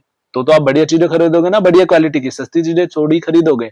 तो इस केस में जो आपका एंगल कर्व होगा वो पहले ऊपर जाएगी और फिर नीचे की साइड को मुड़ जाती है, ठीक है। मतलब जब आप कम खरीद रहे हो, जब आप ज्यादा खरीद रहे हो तो ऊपर की साइड जाएगी, और जब आपकी इनकम बढ़ गई तो आप कम खरीद रहे हो तो नीचे की साइड को हो जाएगी। फाइनल समरी अगर हम बात करें तो नेसेसरी वाले में जो हमारा एंगल कर्व होता है वो अपर बट फ्लैट होता है, लग्जरी वाले में अपवर्ड और स्टीप होता है, और इंफीरियर वाले में अप देन डाउन होता है, ठीक है। अगला क्वेश्चन देखते हैं। अगला क्वेश्चन के अंदर लिखा हुआ है starting from the position of consumer equilibrium, ठीक है। चलिए अपने अगले क्वेश्चन को देखते हैं। अगले क्वेश्चन के अंदर हमारा लिखा हुआ है starting from the position of consumer equilibrium shows the substitution effect and income effect of price change for normal good, ठीक है। तो आपको इस क्वेश्चन का आंसर देना है। लिखा हुआ है starting from the position of consumer equilibrium. अगर स्टार्ट करते हैं हम कंज्यूमर इक्विलिब्रियम पोजीशन से, जो वो शो करता है हमें सब्स्टिट्यूशन इफेक्ट और इनकम इफेक्ट, ठीक है, अगर हमारा प्राइस चेंज हो जाता है तो। इसके आंसर को देखते हैं और अच्छी तरीके से समझ में आएगा, ठीक है। सबसे पहले बात कर लेते हैं सब्स्टिट्यूशन इफेक्ट की। अगर हमारा जो प्राइस है वो कम हुआ है तो जो वो गुड है वो कंपेरेटिवली क्या हो जाता है, सस्ता हो जाता है। कंज्यूमर उस गुड को ज्यादा खरीदते हैं, ठीक है। यूटिलिटी सेम रखते हैं, मूवमेंट अलोंग होती है हमारी इंडिफरेंस कर्व, और ये हमेशा क्या रहता है, पॉजिटिव रहता है, जिससे जो हमारी क्वांटिटी है वो क्या होती है, बढ़ती है। अगर बात करें हम इनकम इफेक्ट की, तो चलिए अब बात कर लेते हैं इनकम इफेक्ट के बारे में, ठीक है। अगर हमारा प्राइस कम होता है तो जो हमारी रियल प्राइस कम होने की वजह से जो हमारी रियल इनकम होती है वो बढ़ जाती है, और जो कंज्यूमर है वो और ज्यादा भी खरीद सकता है, ठीक है। नॉर्मल गुड में अगर हम बात करें तो इनकम बढ़ने से क्वांटिटी भी बढ़ जाती है, और इंडिफरेंस कर्व इस चीज में कहां पे शिफ्ट हो जाता है, हायर वन हो जाता है, मतलब पहले पॉइंट से बड़े पॉइंट पे शिफ्ट हो जाता है, ठीक है। तो इनकम इफेक्ट हमारा कुछ इस तरीके से होता है। और आप एक और बार अच्छे तरीके से पढ़ लेना, आपको और अच्छे तरीके से समझ में आ जाएगी। अब बात करते हैं सुपर शॉर्ट लाइन की, मतलब अगर इन दोनों की मैं समरी में समझाऊं आपको तो क्या है। नॉर्मल गुड में प्राइस गिरने पर कंज्यूमर ज्यादा बाय करता है, ठीक है, नॉर्मल गुड में, क्योंकि वो गुड सस्ता हो जाता है और उस पे जो सब्स्टिट्यूशन इफेक्ट है वो आ जाता है, और रियल इनकम बढ़ गई है तो हमारा इनकम इफेक्ट बोलेंगे, ठीक है। सब्स्टिट्यूशन इफेक्ट में वो जो गुड्स होते हैं हमारे वो सस्ते हो जाते हैं, ठीक है, और इनकम इफेक्ट में हमारी जो रियल इनकम है वो क्या हो जाती है, बढ़ जाती है। तो इसके अंदर आपको ये बताया गया है, एक तो आपको सब्स्टिट्यूशन इफेक्ट के बारे में बताया गया है, एक इनकम इफेक्ट के बारे में बताया गया है। अब बात कर लेते हैं अगले क्वेश्चन की। अगले क्वेश्चन के अंदर लिखा हुआ है discuss the different stage of production. तो आपको अलग अलग, तो इस क्वेश्चन के अंदर बेसिकली आपको क्या बताना है, आपको बताना है discuss the different stage of production, production की अलग अलग stage at what stage the rational producer operate and why, जो हमारे प्रोड्यूसर है वो किस स्टेज पे अच्छे से ऑपरेट करेंगे और क्यों करेंगे। ठीक है, चलिए स्टेज फर्स्ट को देखते हैं। स्टेज फर्स्ट में लिखा हुआ है इंक्रीजिंग रिटर्न। यहाँ पे जो हमारा एमपी है, मतलब जो मार्केट मार्जिनल प्रोडक्ट है वो बढ़ता है, एवरेज प्रोडक्ट भी बढ़ता है और टोटल प्रोडक्ट भी काफी ज्यादा तेजी से बढ़ता है। ठीक है, रीजन फिक्स्ड फैक्टर हमारे कम होते हैं, वेरिएबल जो हमारे फैक्टर होते हैं उनके बढ़ने से एफिशिएंसी बढ़ जाती है। खाली ये पॉइंट याद करके चले जाना भाई, ठीक है, हो जाएगा पेपर आराम से। स्टेज टू में क्या होता है, डिमिनिशिंग रिटर्न के नाम से जाना जाता है। यहाँ पे जो हमारा एमपी है वो गिरने लगता है लेकिन पॉजिटिव रहता है, और जो एपी है वो भी गिरता है, लेकिन जो हमारा टीईपी है वो धीरे धीरे बढ़ता है। यही इकोनॉमिक रैशनल स्टेज होती है हमारी। ठीक है, स्टेज तीन के बारे में बात करें तो इसे नेगेटिव रिटर्न बोलते हैं। यहाँ पे जो हमारा मार्जिनल प्रोडक्ट है वो नेगेटिव हो जाता है और जो टीपी है वो घटने लगता है। यहाँ पर जो प्रोडक्शन होता है ना वो इनएफिशिएंट हो जाता है। ठीक है, जिसकी वजह से हम इस स्टेज को चूज नहीं करते। ठीक है, तो अब क्वेश्चन ये राइज होता है अभी भी कि जो हमारा रैशनल प्रोड्यूसर है वो किस स्टेज में काम करेगा, इस स्टेज में। ठीक है, स्टेज टू में हमारा जो हमारा रैशनल प्रोड्यूसर है वो क्या करेगा, काम करेगा अपना। क्यों, क्योंकि स्टेज वन में और लेबर जोड़ने से आउटपुट बढ़ता है, अभी ऑप्टिमम नहीं है, पहला रीजन ये हो गया। स्टेज थ्री में एमपी नेगेटिव है जिसकी वजह से प्रोड्यूसर को नुकसान हो सकता है। लेकिन अगर हम बात करें स्टेज टू की, स्टेज टू में ही सभी फैक्टर एफिशिएंट यूज होते हैं, जिसकी वजह से जो हमारा मार्जिनल प्रोडक्ट है वो पॉजिटिव रहता है, और इसकी वजह से जो हमारा रैशनल प्रोड्यूसर है, ठीक है, वो स्टेज टू को ही सिलेक्ट करता है प्रोडक्शन के दौरान। अगला क्वेश्चन हमारा आता है पेपर में जो कि हमें देखने के लिए मिल जाता है, एलएमसी और एलएसी के बीच में आपको क्या बताना है, डिफरेंस बताना है। ठीक है, तो कुछ नहीं है, सबसे पहले बात करते हैं मीनिंग की, coast per unit in long run. ठीक है, तो coast per unit in long run जब हम निकालते हैं तो उसे हम लॉन्ग रन एवरेज कॉस्ट बोलते हैं, और extra cost of producing one more unit produce करने के लिए जो एक्स्ट्रा कॉस्ट लगी रही है प्रोडक्शन के दौरान उसे एलएमसी बोलेंगे। ठीक है, आगे लिखा हुआ है एलएसी का फॉर्मूला होता है टोटल कॉस्ट बटे में आउटपुट, और एलएमसी का फॉर्मूला होता है cost in change in cost बटे में चेंज इन आउटपुट। इसका जो हमारा नेचर होता है वो एवरेज कॉस्ट होता है, और जो इसका हमारा नेचर होता है वो मार्जिनल कॉस्ट होता है। ठीक है, इसकी शेप हमारी कैसी होती है, यू शेप्ड होती है, और इसकी भी यू शेप्ड होती है। ये चीज हमारी कॉमन है, इसमें दोनों में ही कॉमन है। ठीक है, रिलेशन क्या होता है, एलएसी फॉल व्हेन एलएमसी की वैल्यू ज्यादा हो जाती है एलएसी से, और एलएसी राइज करेगा जब एलएमसी की वैल्यू ज्यादा हो जाएगी एलएसी से।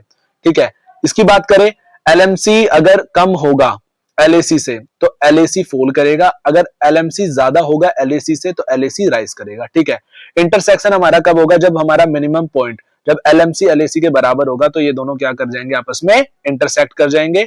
जब हमारा जो एलएसी है वो कट होगा, ठीक है, अपने मिनिमम पॉइंट पे, वो तब इंटरसेक्ट होगा। ठीक है, जब एलएसी कट होगा अपने मिनिमम पॉइंट पे, एलएमसी हमारा तभी क्या होगा, इंटरसेक्ट होगा। चलिए अपने अगले क्वेश्चन को देखते हैं। अगले क्वेश्चन के अंदर लिखा हुआ है what is marginal rate of technical substitution. ठीक है, marginal rate of technical substitution किसे बोलते हैं, also state on the basis of following information. इन सारी इंफॉर्मेशन के बेसिस पे आपको उसे अच्छे से क्या करना है, समझाना है। Whether from employing minimization combination of input K and L, if not then what should be firm do. ठीक है, आपको एक इक्वेशन दे रखी है, इस इक्वेशन की हेल्प से आपको सोल्व करना है। ठीक है, और marginal rate of technical substitution के बारे में बताना है। सबसे पहले बात कर लेते हैं कि एमआरटीएस किसे बोला जाता है। ठीक है, how much capital must be reduce when labour is increased by 1 unit. कितनी कैपिटल रिड्यूस करी जाए अगर जो लेबर है हमारी 1 यूनिट से इंक्रीज हो। ठीक है, कीपिंग आउटपुट सेम, और आउटपुट सेम रहे तो उसे हम क्या बोलेंगे, एमआरटीएस। ठीक है, फॉर्मूला इसका हमारा क्या होता है, MRTS is equal to MPL बटे में एमपीएक्स। ठीक है, नीचे लिखा हुआ है, सबसे पहले हम क्या करेंगे, check cost minimisation condition. Cost is minimised when, अगर हमारा एमपीएल बटे में पीएल इज इक्वल टू होगा एमपीके बटे में पीके के। ठीक है, उसके बाद आपको क्या करना है, जो भी आपको वैल्यू दे रखी है उसे लिख देना है। एमपीके की वैल्यू हमें 5 दे रखी थी, एमपीएल की 10, पीके की 2 और पीएल की 6। आप इस यहाँ पे देख सकते हैं। ठीक है, कैलकुलेट एमपी बटे में पी फॉर बोथ इनपुट। सबसे पहले लेबर के लिए निकालेंगे फिर कैपिटल के लिए। तो लेबर के लिए कैसे निकालेंगे, एमपीएल बटे में PL is equal to, MPL की वैल्यू हमें 10 दे रखी है और पीएल की 6 दे रखी है, दोनों को डिवाइड करेंगे 1.67 हमारा आंसर आ जाएगा। कैपिटल की अगर हम बात करें तो एमपी के बटे में पी के इज इक्वल टू पी बटे में 2, अगर हम डिवाइड करेंगे एमपी के बटे में पी के, एमपीके की वैल्यू 5 दे रखी है और पीके की वैल्यू कितनी दे रखी है, 2 दे रखी है। क्वेश्चन में भी आप देख सकते हो डायरेक्ट वैल्यू दे रखी है भाई, ज्यादा कुछ मैथमेटिक्स नहीं लगानी आपको, दोनों को डिवाइड करोगे 2.5 आ जाएगा। ठीक है, आर दे इक्वल, नहीं ये दोनों इक्वल नहीं आपस में, इसलिए नो कॉस्ट मिनिमाइजेशन कॉम्बिनेशन हम लिख देंगे। ठीक है, और अगर ये बराबर नहीं है तो उस केस में जो फर्म है उसे क्या करना है, ठीक है, कैपिटल गिव्स मोर आउटपुट पर रुपीज 2.5, ठीक है, और labour give less output 1.67, labour को कब आउटपुट देना है 1.67 से और कैपिटल को ज्यादा देना है। Firm should use more capital के एंड रिड्यूस लेबर, कैपिटल ज्यादा यूज करनी है फर्म को और लेबर को क्या कर देना है, रिड्यूस कर देना है, कम कर देना है। ठीक है, चलिए आगे चलते हैं और अपने अगले क्वेश्चन को देखते हैं। अगले क्वेश्चन में लिखा हुआ है how monopolistic market is different from monopoly market. जो आपका मोनोपोलिस्टिक मार्केट है वो कैसे मोनोपोली मार्केट से डिफरेंट है। ठीक है, also explain how is equilibrium attend in short run, कैसे इक्विलिब्रियम अटेन करा जा सकता है शॉर्ट रन में और लॉन्ग रन में। ठीक है, इन मोनोपोलिस्टिक कंपटीशन मार्केट के अंदर, तो ये सारी चीजें आपको बतानी है। सबसे पहले बात करते हैं मोनोपोलिस्टिक वर्सेस मोनोपोली की। ठीक है, लिखा हुआ है हमारा मोनोपोलिस्टिक कंपटीशन किसे कहते हैं, जब मार्केट के अंदर बहुत सारी फर्म होती है, और मोनोपोली किसे बोलेंगे, जब मार्केट के अंदर सिंगल फर्म होती है। प्रोडक्ट क्या होता है, इसके अंदर डिफरेंशिएट होता है, मतलब अलग अलग ब्रांड होते हैं, इसके अंदर कोई भी उसका सब्स्टिट्यूट नहीं होता, मतलब उसकी तरह सेम कोई भी नहीं होता। इसके अंदर फ्री एंट्री और एग्जिट होती है, इसके अंदर एंट्री ब्लॉक्ड होती है। ठीक है, इसके अंदर कुछ कंट्रोल होता है, इसके अंदर पूरा कंट्रोल होता है। ठीक है, इसके एग्जाम्पल अगर हम बात करें तो टूथपेस्ट, सोप, शूज, ये इसके एग्जाम्पल हो जाएंगे। और अगर हम मोनोपोली के एग्जाम्पल की बात करें तो रेलवेज, वाटर और सप्लाई हमारा इसका एग्जाम्पल हो जाएगा। ठीक है, आगे हमसे पूछा गया था इक्विलिब्रियम इन मोनोपोलिस्टिक कंपटीशन क्वेश्चन के अंदर। ठीक है, तो वो भी हम बताएंगे, शॉर्ट रन और लॉन्ग रन दोनों में पूछा गया है। तो शॉर्ट रन में हमारा क्या होगा, firm behave like a mini monopoly. ठीक है, प्राइस हमारा जो एआर की वैल्यू होगी वो बड़ी होगी एमसी से। फर्म में अर्न सुपर नॉर्मल प्रॉफिट भी कमा सकते हैं, नॉर्मल प्रॉफिट भी कमा सकती है, लॉस भी हो सकती है। एम आर एमसी के बराबर होता है, मार्जिनल रेट मार्जिनल कॉस्ट के बराबर होता है शॉर्ट रन में। ठीक है, लॉन्ग रन की अगर हम बात करें तो new firm enter if profit exit, new firm तभी आपकी एंटर कर सकती है अगर आपका प्रॉफिट हो रहा है।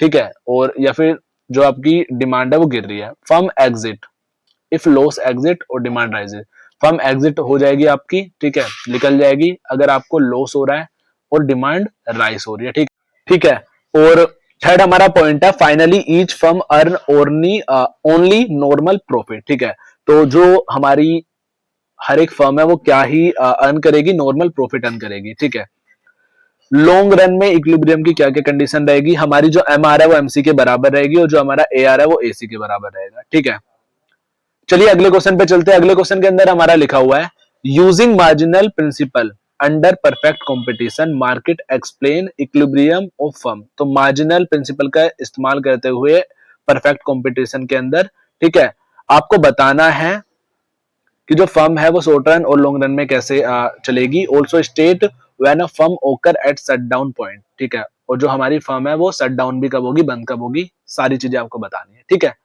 होप कि आपको जो सारी चीजें वो अभी अच्छे से समझ में आ रही होगी। अगर नहीं समझ में आ रही तो वीडियो बैक करके दोबारा देखो। ठीक है, ये नहीं कि बाद में कर लेंगे। Equilibrium of firm in perfect competition using marginal principle. ठीक है, तो इक्विलिब्रियम कैसे रहेगा शॉर्ट रन के अंदर, अगर जो हमारी फर्म है वो परफेक्ट कंपटीशन के अंदर है और मार्जिनल प्रिंसिपल इस्तेमाल कर रही है। शॉर्ट रन इक्विलिब्रियम की बात करें, अब firm in perfect competition is price taker. Perfect competition के अंदर शॉर्ट रन के अंदर जो हमारी फर्म होती है वो प्राइस टेकर होती है। The firm produce output where M R बराबर एमसी। जो फर्म है हमारी वो तभी आउटपुट प्रोड्यूस करती है जब जो हमारा एम आर है, मतलब मार्जिनल रिवेन्यू है, वो मार्जिनल कॉस्ट के बराबर होता है। This point gives maximum profit और मिनिमम लॉस। इस पॉइंट से हमें प्रॉफिट भी हो सकता है और लॉस भी हो सकता है। शॉर्ट रन के अंदर जो प्राइस होता है वो बड़ा होता है ए बी सी से।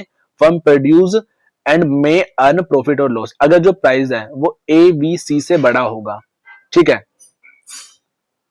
एवरेज वेरिएबल कॉस्ट से बड़ा होगा तो जो हमारी फर्म है वो प्रोड्यूस करेगी ज्यादा और प्रॉफिट और लॉस दोनों में से कुछ भी अर्न कर सकती है। अगर प्राइस कम होगा, एवरेज जो हमारी एवरेज कॉस्ट दे रखी है, ठीक है, तो उस केस में जो हमारी फर्म है वो क्या हो जाएगी, बंद हो जाएगी। अब बात करते हैं लॉन्ग रन की। In long run firm can enter or exit the industry. Long run में वो कभी भी एंटर कर सकती है, कभी भी एग्जिट कर सकती है। Long run equilibrium happens where, कब होता है लॉन्ग रन इक्विलिब्रियम, जब एमआर, एमसी और एलएसी तीनों आपस में क्या हो, बराबर हो, ठीक है। Here firm earn normal profit, no extra profit. यहाँ पे जो हमारी फर्म है वो खाली नॉर्मल प्रॉफिट अर्न करेगी, कोई भी एक्स्ट्रा प्रॉफिट अर्न नहीं करेगी। जो प्राइस होगा वो बराबर होगा minimum long run average cost के, ठीक है। शट डाउन आपकी कब होगी फर्म, अब firm will shut down when price falls below minimum ABC. ABC से अगर जो आपका प्राइस है वो गिर जाता है, ठीक है, कम हो जाता है, तो उस केस में जो आपकी फर्म है वो क्या हो जाएगी, बंद हो जाएगी। Because it can not even cover variable cost, क्योंकि जब वेरिएबल कॉस्ट ही कवर नहीं हो रही, जैसे एक बिस्किट को बनाने में, एक बिस्किट फैक्ट्री को अंदर बिस्किट बनते हैं, बिस्किट को बनाने में 5 रुपए कॉस्ट आ रही है, लेकिन मार्केट के अंदर जो बिस्किट है ना वो 5 रुपए तक का नहीं बिच पा रहा, वो 3 रुपए का बिच रहा है, तो उस केस में तो जो आपकी कंपनी है वो बंद ही होगी, ठीक है। अपने अगले क्वेश्चन को देखते हैं। अगला क्वेश्चन है हमारा, मैं थोड़ा जूम कर देता हूं ताकि आपको क्लियर दिखे, कोई भी दिक्कत परेशानी ना हो, ठीक है। लिखा हुआ है what do you mean by isoquant, ठीक है, explain with diagram the different feature of isoquant. तो आप आइसोक्वांट से क्या समझते हैं और आपको उसका डायग्राम के साथ सारे जो फीचर्स है, ठीक है, आइसोक्वांट के वो बताने हैं। लिखा हुआ है also explain the producer equilibrium, ठीक है, आपको प्रोड्यूसर इक्विलिब्रियम को भी क्या करना है, एक्सप्लेन करना है। तो इसके अंदर हमारा सबसे पहला जो क्वेश्चन है वो पूछा गया है, how a producer minimise his cost of production for a given level of output. तो आपको ये बताना है कि जो प्रोड्यूसर है वो कैसे मिनिमाइज करता है अपनी कॉस्ट ऑफ प्रोडक्शन, मतलब जो प्रोडक्शन की कॉस्ट है उसे, ठीक है, for a given level of output के लिए। सेकंड क्वेश्चन इसके अंदर पूछा है, how a producer maximise his output to cost constraint. तो चलिए इन दोनों का आंसर देखते हैं, ठीक है, चलते हैं इसके आंसर की तरफ। तो सबसे पहले हम ये देखते हैं कि आइसोक्वांट किसे कहते हैं, ठीक है। An isoquant is a curve that show different combination of labour L capital K that producer the same level of output, ठीक है। इसमें जो आइसोक्वांट कर्व है वो हमें क्या बताता है, ये हमें डिफरेंट कॉम्बिनेशन बताता है, किसकी, लेबर और कैपिटल की, जो कि producer same level of output पर यूज करता है, ठीक है। एग्जांपल लेते हैं एक, जैसे हमें ना 10 यूनिट बनानी है, ठीक है। अब जो 10 यूनिट है वो कैसे कैसे बन सकती है, हमारी 2 लेबर हो, 5 कैपिटल है, हमारी 3 लेबर है, 4 कैपिटल है, हमारी 4 लेबर है, 3 कैपिटल है, ठीक है। तो कैसे भी बन सकती है, लेबर की वैल्यू भी ज्यादा हो सकती है और कैपिटल की वैल्यू भी ज्यादा हो सकती है, ठीक है। लेकिन जो हमारा आउटपुट निकलेगा वो हर एक चीज में मतलब हर एक केस में सेम ही निकलेगा, ठीक है। तो लिखा हुआ है all this point lie on one isoquant. अब जो ये जितने भी सारे हमने फैक्टर बनाए थे ना, ये सारे किस पे लाई करेंगे, किस पे बनेंगे, आइसोक्वांट के ग्राफ के ऊपर बनेंगे, ठीक है। अब बात कर लेते हैं फीचर ऑफ आइसोक्वांट, ठीक है। लिखा हुआ है फीचर ऑफ आइसोक्वांट, सबसे पहला downward sloping. If labour increase capital must decrease to keep output same. अगर हमारी लेबर इंक्रीज होती है तो कैपिटल को डिक्रीज होना पड़ता है ताकि हमारा जो आउटपुट है वो सेम रहे, तो इसकी वजह से जो हमारा आइसोक्वांट कर्व होता है वो डाउनवर्ड होता है। सेकंड हमारा पॉइंट है कॉन्वेक्स टू ओरिजिन, ठीक है, because of diminishing marginal rate of technical substitution. Convex to origin क्यों होता है हमारा आइसोक्वांट, क्योंकि जो एमआरटीएस होता है ना वो डिमिनिशिंग होता है, ठीक है, मतलब गिरता है। थर्ड हमारा पॉइंट है डू नॉट इंटरसेक्ट, ये कभी भी इंटरसेक्ट नहीं करते क्योंकि आइसोक्वांट रिप्रेजेंट करता है अलग अलग आउटपुट लेवल को, ठीक है। फोर्थ हमारा पॉइंट है हायर आइसोक्वांट हायर आउटपुट। अगर हमारा आइसोक्वांट ज्यादा होगा तो जो आउटपुट होगा वो भी ज्यादा होगा, ठीक है, मतलब मोर इनपुट मोर प्रोडक्शन, ठीक है।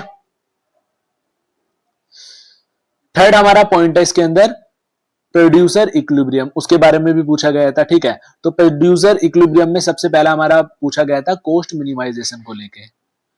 इसमें जो हमारा गोल होता है वो ये होता है कि हमें प्रोड्यूस करना है produce a fixed output at minimum cost, हमें फिक्स्ड चीजों को प्रोड्यूस करना है, फिक्स्ड प्रोडक्ट को प्रोड्यूस करना है कम से कम कॉस्ट पे, ठीक है। Producer use isoquant fixed output and iso cost line, जिसे बजट लाइन के नाम से भी जाना जाता है। इसके अंदर जो हमारा प्रोड्यूसर है वो फिक्स्ड आउटपुट और बजट लाइन का इस्तेमाल करता है, ठीक है। इक्विलिब्रियम ओकर वेयर, कब होता है इक्विलिब्रियम? जब आइसोक्वेंट टेंजेंट होता है आइसोकोस्ट लाइन के, मतलब जो फिक्स्ड आउटपुट है वो टेंजेंट है बजट लाइन के, ठीक है। एमआरटीएस का हमारा फॉर्मूला क्या होता है?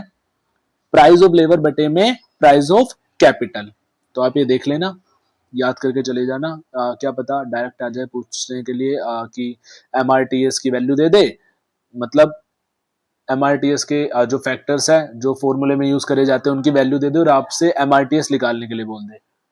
सेकंड हमारा इसके अंदर पॉइंट है आउटपुट मैक्सिमाइजेशन, ठीक है। इसमें जो मेनली हमारा गोल होता है वो होता है maximum output from fixed budget. तो मतलब हमें इसके अंदर ज्यादा से ज्यादा आउटपुट निकालना होता है एक फिक्स्ड बजट के अंदर, ठीक है। मतलब इसके अंदर हम फिक्स्ड बजट का ही यूज कर सकते हैं।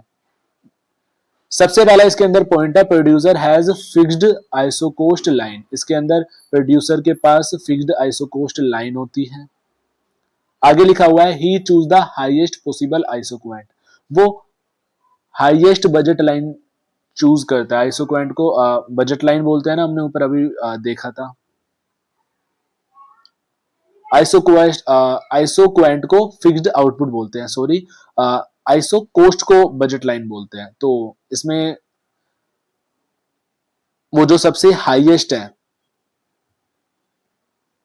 आउटपुट को टच कर रही होगी लाइन, उसे क्या करेगा? चूज करेगा। आगे लिखा हुआ है इसके अंदर हमारा थर्ड पॉइंट में इक्विलिब्रियम ओकर वेयर, इसके अंदर इक्विलिब्रियम कब होगा? जब आइसोक्वेंट है वो टच करेगा आइसोकोस्ट लाइन को, ठीक है। मतलब जब हमारी फिक्स्ड आउटपुट है जो वो बजट लाइन को टच करेगी तब आउटपुट मैक्सिमाइजेशन के अंदर क्या होगा? इक्विलिब्रियम होगा। और इसके अंदर इक्विलिब्रियम कब हो रहा था? जब isoquant is tangent to isocost line था, ठीक है। जब हमारा फिक्स्ड आउटपुट बजट लाइन के टेंजेंट था तब उसमें इक्विलिब्रियम हो रहा था। और इसमें इक्विलिब्रियम कब होगा? जब हमारा जो फिक्स्ड आउटपुट है वो बजट लाइन के आपस में क्या करेगा? टच करेगा। आगे लिखा हुआ है at this point the given cost maximum possible output, और इस पॉइंट पे जो हमारी कोस्ट है वो मैक्सिमम पॉसिबल आउटपुट देगी।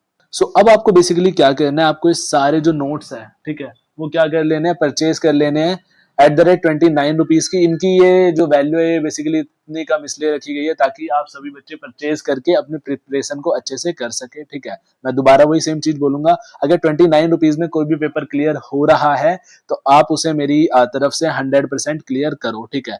और ये आपको कॉन्टैक्ट नंबर दे रखा है, इस पे आप जाके जल्दी से कॉन्टैक्ट करो, व्हाट्सअप करो और आप अपने नोट्स खरीद सकते हो। बाकी आपकी मर्जी है, आप जैसा करना चाहो वैसा कर सकते हो। अब अपना अगला क्वेश्चन देख लेते हैं। अगले क्वेश्चन के अंदर लिखा हुआ है कंज्यूमर इक्विलिब्रियम, ठीक है। मतलब कंज्यूमर इक्विलिब्रियम किसे कहते हैं? जब जो हमारा कंज्यूमर होता है अपने लिमिटेड इनकम से मैक्सिमम सेटिस्फेक्शन ले लेता है, ठीक है, और फिर उसको खर्चा बदलने का मन नहीं करता, उस सिचुएशन को कंज्यूमर इक्विलिब्रियम बोलते हैं, ठीक है। मतलब जब वो अपने लिमिटेड इनकम से मैक्सिमम सेटिस्फेक्शन ले लिया और अब वो चाहता है कि जो सारी चीजें वो एज इट इज चलती रहे, तो उसे कंज्यूमर इक्विलिब्रियम बोलते हैं। अगला हमारा टॉपिक है law of diminishing marginal utility, ठीक है। ये किसे बोला जाता है? चलिए देख लेते हैं। सेम चीज बार बार खाना, ठीक है, यूज करने से क्या होता है कि हर नेक्स्ट यूनिट से मिलने वाली खुशी ना कम हो जाती है। इसी को लॉ ऑफ डिमिनिशिंग या फिर एमयू बोलते हैं, जिसे मतलब मार्जिनल यूटिलिटी। जैसे मैं आपको एग्जांपल देता हूं, अगर आपको जैसे रसगुल्ले खाने का काफी ज्यादा शौक है तो आप स्टार्टिंग में खाओगे तो आपको काफी ज्यादा अच्छा लगेगा, ठीक है। जैसे एक आपने खाया, दूसरा खाओगे थोड़ा कम अच्छा लगेगा जो स्टार्टिंग में लगा था उससे, फिर तीसरा खाओगे थोड़ा और कम अच्छा लगेगा, चौथा खाओगे थोड़ा और कम अच्छा लगेगा। तो इसे ही law of diminishing marginal utility बोलते हैं। अब बात करते हैं मार्जिनल यूटिलिटी किसे बोलते हैं, ठीक है। एक्स्ट्रा यूनिट कंज्यूम करने से टोटल यूनिट में जो चेंज आता है उसे ही क्या बोलते हैं? मार्जिनल यूटिलिटी बोलते हैं। अगला है हमारा law of equilibrium marginal utility. ये मैंने आपको प्रीवियस क्वेश्चन में भी कराया अभी, ठीक है। इसके अंदर बेसिकली क्या बताना है आपको? लो मार्जिनल यूटिलिटी किसे बोलते हैं, ठीक है। इसके अंदर लिखा हुआ है कंज्यूमर अपना पैसा तब बेस्ट यूज करता है, कब करता है, जब हर चीज पे जो खर्चा किया गया है ना उससे उसे बराबर सेटिस्फेक्शन मिल रही हो, तभी तो करेगा कोई भी व्यक्ति खर्चा, जब उसे बराबर सेटिस्फेक्शन मिल रही है। इसका हमारा फॉर्मूला होता है MU1 बटे में P1 इज इक्वल टू में MU2 बटे में P2। तो सबसे पहला टॉपिक है हमारा मीनिंग ऑफ बिजनेस इकोनॉमिक्स, ठीक है। तो बेसिकली अगर आप बिजनेस इकोनॉमिक्स की किताब को पढ़ रहे हो तो सबसे पहले आपको पता तो होना चाहिए कि बिजनेस इकोनॉमिक्स किसे कहते हैं। लिखा हुआ है business economics is a branch of applied economics that focus on how company deal with money, organization, market and the environment. It is all about understanding the financial structure and market challenges that business encounter. तो जो business economic है वो एक branch ही है economics की, ठीक है। और जो कि मेनली फोकस किस चीज पर करती है, जो हमारी कंपनी है वो कैसे डील करती है मनी के अंदर, ठीक है, ऑर्गेनाइजेशन के साथ, मार्केट के साथ और एनवायरनमेंट के साथ, ठीक है। तो बिजनेस इकोनॉमिक्स हेल्प करती है बिजनेस की इन सारी चीजों के अंदर डील करने में। और जो बिजनेस इकोनॉमिक्स है वो हेल्प करती है बिजनेस की अंडरस्टैंड करने में, किस चीज को, फाइनेंशियल स्ट्रक्चर, जितने भी मार्केट के अंदर चैलेंजेस आते हैं, ठीक है, जो कि हमारा जो बिजनेस है वो एनकाउंटर करता है। मतलब बिजनेस की ओवरऑल काफी ज्यादा हेल्प करती है, लाइक जो हमारी बिजनेस इकोनॉमिक्स होती है, ठीक है। अब बात कर लेते हैं nature of business economic. Business economics के क्या क्या नेचर है। सबसे पहला हमारा पॉइंट है exploring business economic through micro economics, ठीक है। तो ये आप पॉइंट याद कर लेना, मैं इसे समझाता हूं अभी आपको। इसके अंदर लिखा हुआ है business economics mainly micro economics पर बेस्ड होता है। ये फर्म लेवल डिसीजन जैसे प्राइस फिक्स्ड करना, कॉस्ट कंट्रोल करना, डिमांड समझना, प्रॉफिट बढ़ाना, इन सब का स्टडी करता है। तो सबसे पहला नेचर का हमारा पॉइंट क्या आता है, exploring business economics through micro economics. तो माइक्रो इकोनॉमिक्स भी कहा जाता है बिजनेस इकोनॉमिक को, क्योंकि ये मेनली माइक्रो इकोनॉमिक के ऊपर क्या होता है, बेस्ड होता है, ठीक है। क्यों बेस्ड होता है माइक्रो इकोनॉमिक के ऊपर, क्योंकि माइक्रो इकोनॉमिक के अंदर हम छोटी चीजों को देखते हैं, ऐसी चीजों को जो कि फर्म के अंदर होती है, ठीक है, फर्म लेवल पर होती है। जैसे प्राइस फिक्स करना किसी भी प्रोडक्ट का, ठीक है, कॉस्ट को कंट्रोल करना, डिमांड को समझना, प्रॉफिट को बढ़ाना, तो ये सारी चीजें हमारी माइक्रो इकोनॉमिक्स के अंदर होती है। तो जो हमारा बिजनेस इकोनॉमिक है वो हमारा माइक्रो इकोनॉमिक्स के ऊपर क्या होता है, मेनली बेस्ड होता है। इस पॉइंट के अंदर आपको यही बताया गया है। सेकंड हमारा पॉइंट है exploring business economic through micro economic, ठीक है। तो जो बिजनेस इकोनॉमिक है वो मैक्रो इकोनॉमिक्स भी है। मैक्रो इकोनॉमिक क्यों है, चलिए देखते हैं। लिखा हुआ है हमारा बिजनेस इकोनॉमिक मैक्रो इकोनॉमिक्स से भी हेल्प लेता है। जैसे इसमें inflation, GDP, unemployment, government policy जैसे बड़े बड़े फैक्टर को समझकर बिजनेस की क्या करी जाती है, फ्यूचर प्लानिंग करी जाती है, ठीक है। इसलिए हम कह सकते हैं जो हमारा बिजनेस इकोनॉमिक है वो मैक्रो इकोनॉमिक भी है, क्योंकि बिजनेस के अंदर जो हमारी इन्फ्लेशन होती है, जीडीपी होता है, अनएम्प्लॉयमेंट होता है, गवर्नमेंट पॉलिसीज होती है, इन सारी चीजों को भी क्या करना होता है, देखना होता है। जीडीपी का मतलब ग्रोस डोमेस्टिक प्रोडक्ट, अनएम्प्लॉयमेंट मतलब अनएम्प्लॉयमेंट का मतलब बेसिकली होता है बेरोजगारी। गवर्नमेंट पॉलिसी जैसे नई नई गवर्नमेंट चेंज होती रहती है और हर एक जो गवर्नमेंट होती है वो अलग अलग पॉलिसीज बनाती है, ठीक है। तो इन सारे फैक्टर को कौन देखने का काम करता है, मैक्रो इकोनॉमिक। अगला पॉइंट देख लेते हैं। थर्ड हमारा पॉइंट है viewing business economic as a science. तो जो हमारा बिजनेस इकोनॉमिक है उसे साइंस की तरह भी देखा जाता है। इसे साइंस इसलिए बोलते हैं क्योंकि बिजनेस इकोनॉमिक्स में फैक्ट होते हैं, ठीक है, बिजनेस इकोनॉमिक में फैक्ट होते हैं, इसे साइंस इसलिए बोला जाता है। लॉजिकल रीजन भी होते हैं, ठीक है। हमारी डिमांड सप्लाई जैसे फिक्स्ड लॉज भी इसके अंदर क्या करे जाते हैं, फॉलो करे जाते हैं, ठीक है। और इसमें एनालिसिस, कोज और इफेक्ट होते हैं। ये सारी चीज होने की वजह से जो बिजनेस इकोनॉमिक है उसे एज अ साइंस भी देखा जाता है, ठीक है।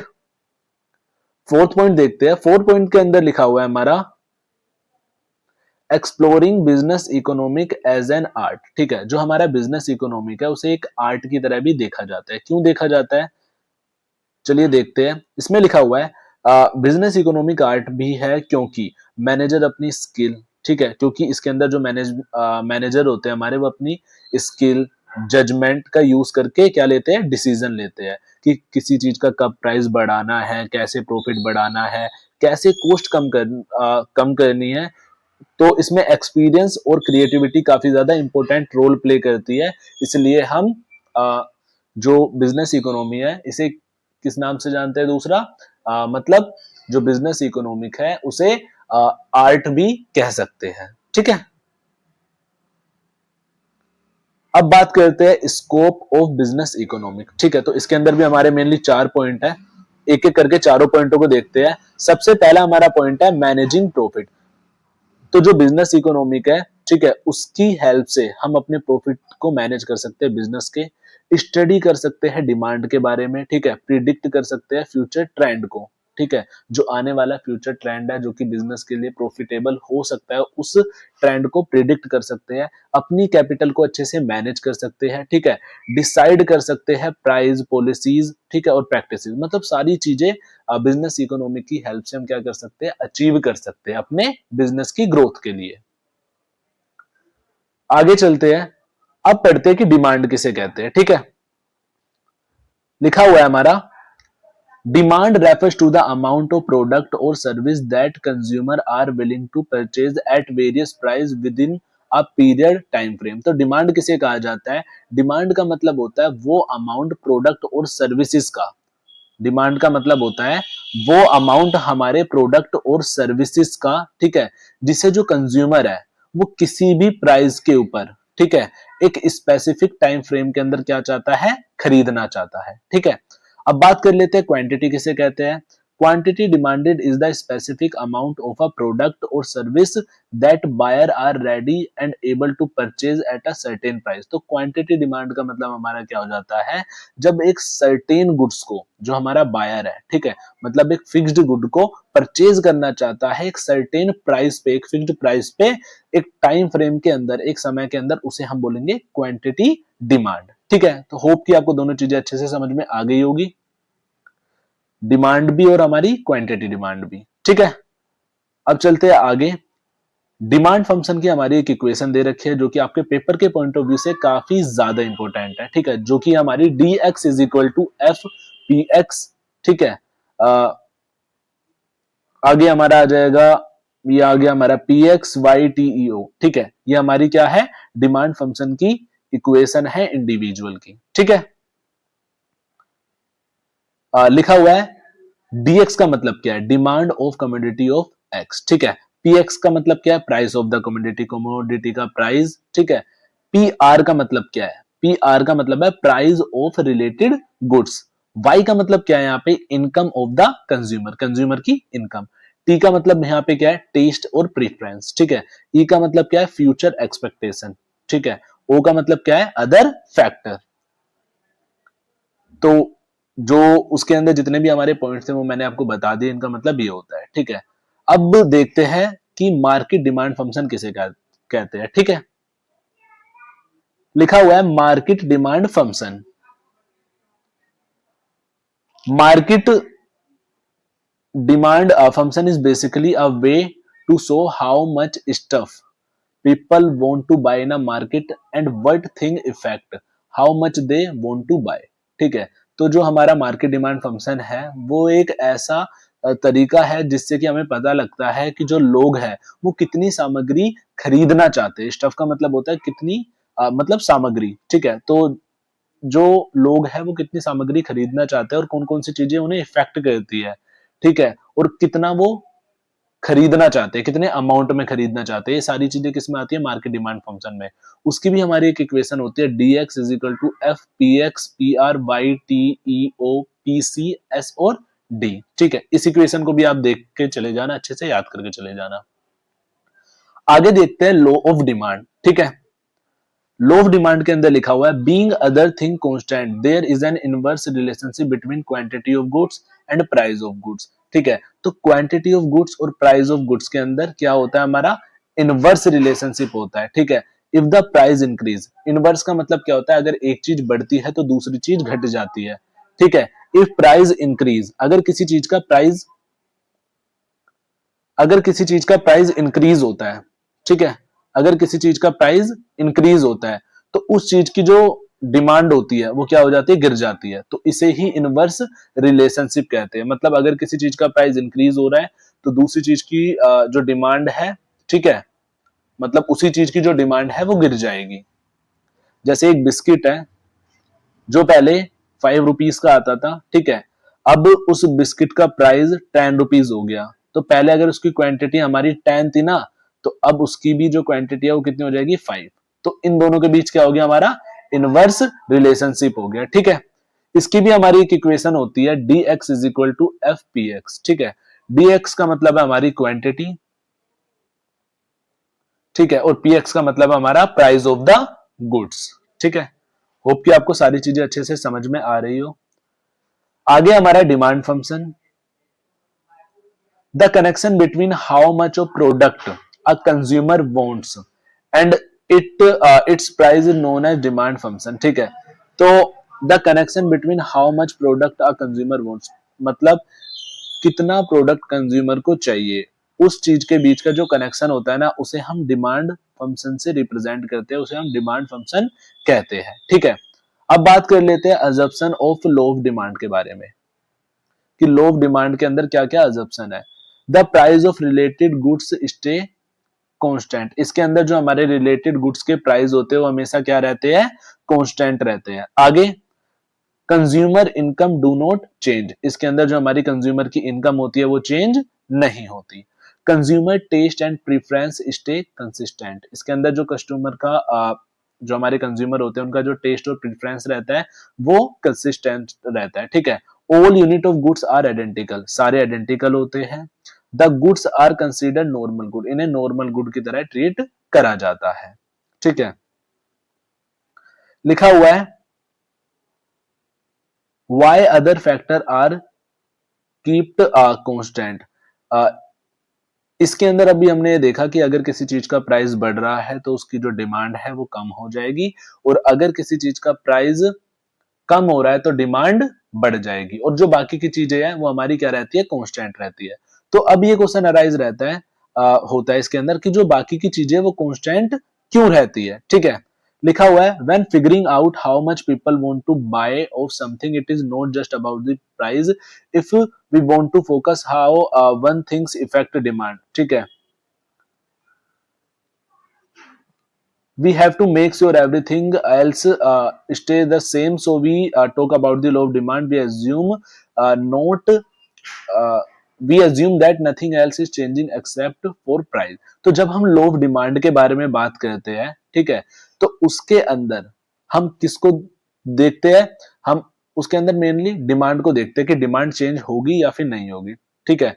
किसी भी चीज की जो डिमांड है वो चेंज होती है या फिर नहीं होती, मेनली डिमांड पे फोकस करा जाता है। ठीक है। और इसके अंदर डिमांड पे फोकस करा जाता है इसलिए, ठीक है, डिमांड पे फोकस करा जा रहा है इसलिए इसके अंदर जो बाकी सारी चीजें होती है वो क्या रहती है, कांस्टेंट रहती है। खाली किसके अंदर चेंजेस आती है, लिखा हुआ है we assume that nothing else is changing. बाकी की जो चीजें हैं वो चेंज नहीं होती एक्सेप्ट फॉर द प्राइस। जो हमारा प्राइस है खाली वो ही चेंज होता है। ठीक है।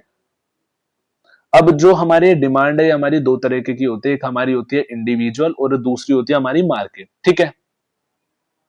सबसे पहले इंडिविजुअल की बात कर लेते हैं। A demand schedule is like a tabular form that list how much of product people want to buy at different price over a specific time. तो जो डिमांड शेड्यूल है वो एक ऐसी टेबुलर फॉर्म है जिसके अंदर हमें ये पता चलता है कि कितना प्रोडक्ट जो लोग हैं वो बाय करना चाहते हैं, खरीदना चाहते हैं अलग अलग प्राइजेस पे। ठीक है। तो अगर हम इंडिविजुअल डिमांड शेड्यूल को देखें, ठीक है, इंडिविजुअल डिमांड को देखें, जैसे अगर किसी चीज का जो प्राइस था वो 10 रुपीज था, तो उसकी जो क्वांटिटी डिमांड है वो कितनी है, 2, मतलब कम है। ठीक है। प्राइस ज्यादा है क्योंकि अगर प्राइस थोड़ा कम हुआ तो डिमांड हमारी क्या हो गई, बढ़ गई, और कम हुआ तो डिमांड और बढ़ गई, और कम हुआ तो और बढ़ गई, और कम हुआ तो और बढ़ गई। मतलब जब किसी एक चीज के प्राइस से उसकी डिमांड को रिलेट करा जाता है तो उसे इंडिविजुअल डिमांड शेड्यूल के नाम से जाना जाता है। ठीक है। और मार्केट डिमांड शेड्यूल के अंदर क्या आ जाता है कि एक चीज के प्राइस से अलग अलग क्वांटिटी डिमांडेड को क्या करा जा रहा है, रिलेट करा जा रहा है। ठीक है। जैसे यहाँ पे अगर एक चीज का प्राइस 10 रुपीज है हमारा, ठीक है, तो हाउस होल्ड ए के द्वारा 2 क्वांटिटी डिमांड करी जा रही है, बी के द्वारा 1, थ्री के द्वारा सी के द्वारा 3। अगर 8 है तो ए के द्वारा 4, इसके द्वारा 2, इसके द्वारा 6। आप एक चीज देख रहे होंगे, जैसे जैसे प्राइस गिरता जा रहा है क्वांटिटी डिमांडेड बढ़ती जा रही है। ठीक है, तो मार्केट डिमांड शेड्यूल के अंदर बेसिकली हम क्या देखते हैं कि एक प्राइस को रिलेट करते हैं अलग अलग क्वांटिटी डिमांड से। ठीक है, और फिर उन तीनों को हम प्लस कर देंगे तो ये हमारा क्या निकल के आ जाएगा, मार्केट डिमांड निकल के आ जाएगी। अगर इन तीनों वैल्यू को हम क्या करेंगे, प्लस कर देंगे। तो आगे लिखा हुआ है डिमांड कर्व। ठीक है, डिमांड कर्व किसे कहते हैं उसे भी देख लेते हैं। It is the graph that shows the demand schedule visually. It is a line that connect all point, each representing different quantities of product a consumer want to buy at different price over a set period। तो जो demand curve है वो एक ऐसा graph है, ठीक है, जो कनेक्ट करता है सारे पॉइंटों को लाइन से। ठीक है, सारे पॉइंटों को कनेक्ट करता है और जो हर एक पॉइंट है वो अलग अलग क्वांटिटीज को रिप्रेजेंट करती है। ठीक है, जिसे जो हमारा कंज्यूमर है वो खरीदना चाहता है अलग अलग प्राइस पे। तो ये एक ऐसी लाइन बनाता है जो कि कनेक्ट करता है सभी पॉइंट को। ऐसी लाइन मेनली ऐसी लाइन ये ड्रॉ करता है जिसकी हेल्प से जो सारे पॉइंट है वो कनेक्ट हो जाते हैं और जिससे हमें ये पता लगता है कि जो कंज्यूमर है वो किस प्रोडक्ट को बाय करना चाह रहा है अलग अलग प्राइजेस पे। ठीक है, तो उसे हम क्या बोलते हैं, उसे हम बोलते हैं डिमांड कर्व। डिमांड कर्व का कुछ इस तरीके से होता है डायग्राम, इंडिविजुअल डिमांड कर्व का, कि जैसे अगर हमारी किसी भी चीज का जो प्राइस है वो 10 है, ठीक है, तो क्वांटिटी कितनी डिमांड करी गई है 2। अगर प्राइस कम हुआ तो जो डिमांड है वो थोड़ी बढ़ी, अगर और कम हुआ तो और बढ़ी, और कम हुआ तो और बढ़ी, और कम हुआ तो और बढ़ गई। ठीक है, तो ये हमारा क्या है, इंडिविजुअल डिमांड कर्व। ठीक है, अब बात करते हैं मार्केट डिमांड कर्व की। मार्केट डिमांड कर्व में हमारा मेनली क्या होगा, जो तीनों वैल्यू है ना अलग अलग की अलग अलग निकाली जाएगी। हाउस होल्ड ए का जो मतलब डिमांड करी गई थी हाउस होल्ड ए के द्वारा क्वांटिटी, उसकी अलग वैल्यू निकाली गई। हाउस होल्ड बी की अलग निकाली गई, हाउस होल्ड सी की अलग निकाली गई। ठीक है, इन तीनों की वैल्यू को अलग निकाल के और इन तीनों की हेल्प से तीनों को कंबाइन करके ऐड करके एक नया ग्राफ बना दिया गया। ठीक है, ये जो हमने निकाली है ना अलग अलग, इन्हें हम इंडिविजुअल बोलेंगे। ठीक है, और जब ये तीनों हमारी आपस में मिक्स हो जाएगी तो हमारी क्या हो जाएगी, मार्केट। ठीक है, अब बात कर लेते हैं movement versus shift in demand. Movement किसे कहते हैं और शिफ्ट इन डिमांड किसे कहते हैं। ठीक है, लिखा हुआ है movement, a shift along the demand curve happens when the price of the product change while everything else stay in the same. It is also called quantity demand of the commodity. तो movement किसे बोला जाता है, जब किसी भी चीज की जो डिमांड है वो चेंज होती है। ठीक है, मतलब जो डिमांड कर्व है वो चेंज होता है, किस चीज के चेंज होने की वजह से, उस चीज के प्राइस के चेंज होने की वजह से, और जो बाकी की सारी चीजें हैं वो क्या रहती है, कांस्टेंट रहती है। तो इसे क्या बोला जाता है, इसे क्वांटिटी डिमांड के नाम से जाना जाता है। ठीक है, तो जो मूवमेंट है वो मेनली कभी भी नए डिमांड ग्राफ पे नहीं होती, डिमांड कर्व पे नहीं होती। ठीक है, वो हमेशा एग्जिस्टिंग डिमांड कर्व पे होती है, मतलब जो पहले से ही जो डिमांड कर्व है हमारा बना हुआ है, न्यू डिमांड कर्व पे नहीं होती। और जब ये जो हमारी डिमांड है कम होती है या फिर बढ़ती है, उसे एक्सपेंशन और कॉन्ट्रैक्शन के नाम से जाना जाता है। एक्सपेंशन और कॉन्ट्रैक्शन के नाम से जाना जाता है। एक्सपेंशन किसे बोलेंगे, एक्सपेंशन बोलेंगे हम, expansion of the demand occur when the demand increase because the price of the product decrease। Expansion उसे बोलेंगे अगर किसी भी जो प्रोडक्ट है उसकी जो डिमांड है वो इंक्रीज हो रही है क्योंकि उस चीज का जो प्राइस है वो कम हो गया, तो उस केस में हम क्या बोलेंगे, एक्सपेंशन। ठीक है, और कॉन्ट्रैक्शन किसे बोलेंगे, contraction of demand occurs when a fall in demand due to rise in price. जब हमारी जो डिमांड है वो गिर जाती है किसकी वजह से, प्राइस बढ़ने की वजह से, तो उसे हम क्या बोलेंगे, कॉन्ट्रैक्शन बोलेंगे। ठीक है, तो आप यहाँ पे इस टेबुलर फॉर्म की हेल्प से समझ सकते हैं कि कॉन्ट्रैक्शन किसे बोला गया है और एक्सपेंशन किसे बोला गया है। देखो, जब यहाँ पे हमारा प्राइस है वो बढ़ रहा है तो जो हमारी डिमांड है वो कम हो रही है, और जब हमारा जो प्राइस है वो घट रहा है तो जो हमारी डिमांड है वो बढ़ रही है। ठीक है, तो इसे हम बोलेंगे कॉन्ट्रैक्शन और इसे बोलेंगे एक्सपेंशन। बस यही है और कुछ नहीं है। ठीक है, इसका जो ग्राफ है वो कुछ इस तरीके से बनता है। ऊपर की साइड होती है हमारी कॉन्ट्रैक्शन, ठीक है, जब हमारे प्राइस बढ़ रहे हैं और डिमांड घट रही है। मैं आपको बना के दिखा देता हूँ, प्राइस बढ़ रही है डिमांड घट रही है। और एक्सपेंशन होगा हमारा नीचे की साइड, जब हमारे प्राइस कम हो रहे हैं और डिमांड बढ़ रही है तो उसे हम बोलेंगे एक्सपेंशन। तो जो हमारा कॉन्ट्रैक्शन है वो अपवर्ड डायरेक्शन में होता है और जो एक्सपेंशन है वो डाउनवर्ड डायरेक्शन में होता है। ठीक है, इंक्रीज इन डिमांड और डिक्रीज इन डिमांड को देख लेते हैं।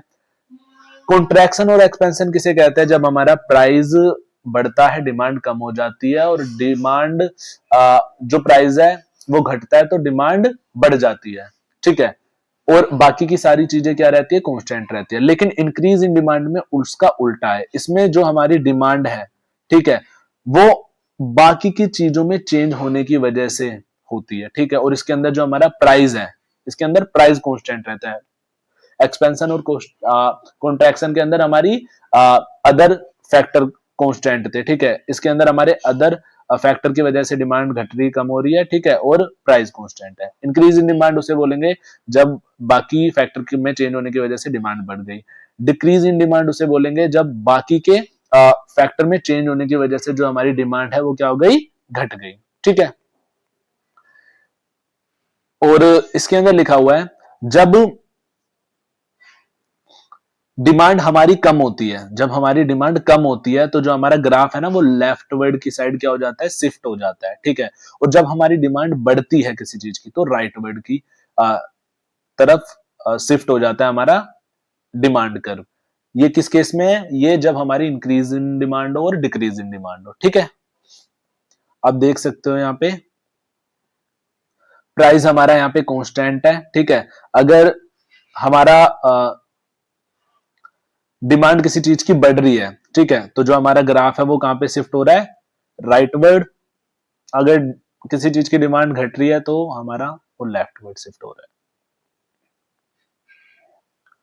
सप्लाई के बारे में थोड़ा पढ़ लेते हैं। जैसे डिमांड है एज इट इज वैसी सप्लाई है, बस डिमांड वर्ड हटा के सप्लाई डाल दिया। ठीक है, लिखा हुआ है the supply of goods is a quantity is offered for sale in a given market at a given time at various prices. ठीक है, तो सप्लाई किसे बोला जाता है? वो क्वांटिटी जो कि मार्केट के अंदर ऑफर करी गई है, ठीक है, किसी भी चीज की अलग अलग प्राइसेस के ऊपर, उसे हम क्या बोलेंगे? क्वांटिटी बोलेंगे। उसे हम क्वांटिटी नहीं, उसे हम क्या बोलेंगे? सप्लाई बोलेंगे। ठीक है, मतलब अलग अलग गुड्स और सर्विसेज की जो क्वांटिटी है वो ऑफर करी गई है मार्केट के अंदर अलग अलग प्राइसेस पे, उसे हम क्या बोलेंगे? उसे हम बोलेंगे सप्लाई। ठीक है, अब जैसे हमारी डिमांड फंक्शन की एक इक्वेशन थी वैसे ही हमारी सप्लाई फंक्शन की भी एक इक्वेशन है। ठीक है, जो कि हमारी P X P R T C G P S X is equal to F, bracket के अंदर ये सारी चीजें आ गई हमारी। ठीक है, एक्स एक्स का मतलब हो गया supply of commodity, P x का मतलब हो गया price of goods, P R का मतलब हो गया price of related goods, T का मतलब हो गया टेक्नोलॉजी, सी का मतलब हो गया कॉस्ट ऑफ प्रोडक्शन, जीपी का मतलब हो गया गवर्नमेंट पॉलिसी। ठीक है,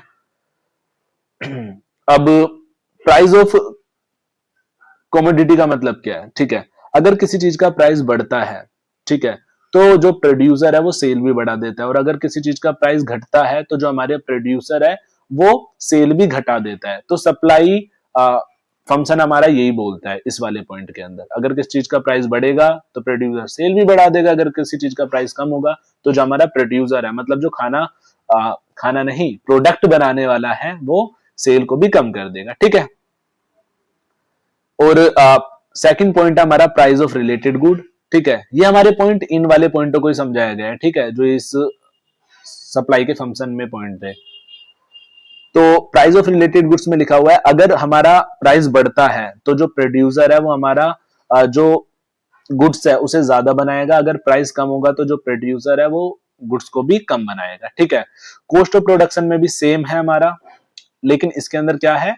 इनवर्स रिलेशन है। अगर किसी चीज की कॉस्ट बढ़ेगी, ठीक है, तो प्रोड्यूसर को महंगा लगेगा तो प्रोडक्ट कम बनेंगे, अगर कॉस्ट कम होगी तो प्रोडक्ट ज्यादा बनेंगे। आगे लिखा हुआ है गवर्नमेंट पॉलिसीज, जैसे मैंने आपको बताया था गवर्नमेंट पॉलिसीज की वजह से जो हमारे प्रोडक्ट होते हैं उनके ऊपर क्या लगते हैं, टैक्सेस लगते हैं। ठीक है, तो अगर जो हमारे गवर्नमेंट पॉलिसीज के थ्रू अगर टैक्सेस बढ़ेंगे, ठीक है, तो जो प्रोडक्ट है वो कम बनेंगे, अगर टैक्सेस कम होंगे तो जो प्रोडक्ट है हमारे वो ज्यादा बनेंगे।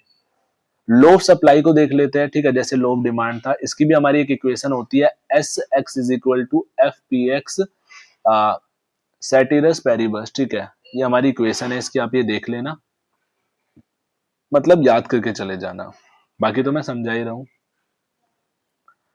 Assumption of law of supply के अंदर क्या बताया गया है, other things constant there is direct relationship between price of goods and supply. मैं आपसे कह रहा था ना सेम ही है, बस यहाँ पे सप्लाई वर्ड आ गया, इसमें बोला हुआ है जैसे लॉ ऑफ डिमांड में बोला गया था प्राइस और क्वांटिटी ही के अंदर ही चेंजेस होंगे और बाकी सारी चीजें रिमेन कांस्टेंट रहेगी, ऐसे इसके अंदर भी खाली प्राइस और सप्लाई के अंदर ही चेंजेस होंगे और बाकी की जो सारी चीजें वो क्या रहेंगी, कांस्टेंट रहेंगी। ठीक है, देखो और इनके अंदर क्या होता है, डायरेक्ट रिलेशन है, अगर प्राइस हमारा किसी चीज का कम है तो जो सप्लाई है वो भी इनडायरेक्टली क्या है, कम है, अगर प्राइस बढ़ रहा है तो सप्लाई भी हमारी क्या होती जा रही है, बढ़ती जा रही है।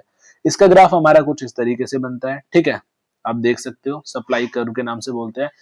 अगर क्वांटिटी 2 है तो प्राइस भी 2 है, अगर प्राइस 4 है तो क्वांटिटी भी 4 है, ये 6 है तो ये भी 6, ये भी 8, ये 10 है तो ये भी 10। ठीक है,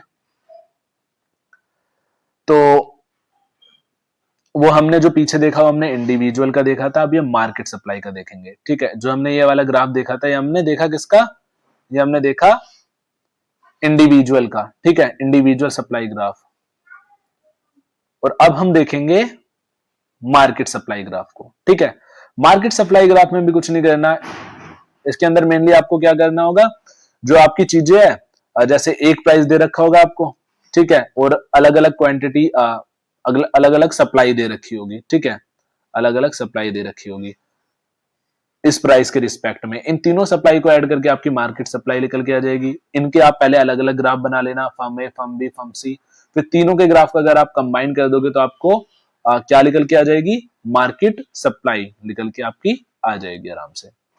अब बात कर लेते हैं movement versus shift in supply. ठीक है, मूवमेंट किसे बोला जाता है, movement along supply curve occur when the price of product change while other factor remain unchange. तो मूवमेंट किसे बोला जाता है, जब सप्लाई चेंज होती है प्राइस चेंज होने की वजह से और बाकी के जो फैक्टर है वो रिमेन कांस्टेंट रहते हैं, तो उसे क्या बोला जाता है, मूवमेंट बोला जाता है हमारा। ठीक है, इसे चेंज इन क्वांटिटी सप्लाई भी बोला जाता है। ठीक है, और जो ये मूवमेंट है इसमें हमेशा एग्जिस्टिंग जो हमारा पहले से ही सप्लाई कर्व बना हुआ है उसके अंदर होती है, कोई भी नया सप्लाई कर्व नहीं बनता।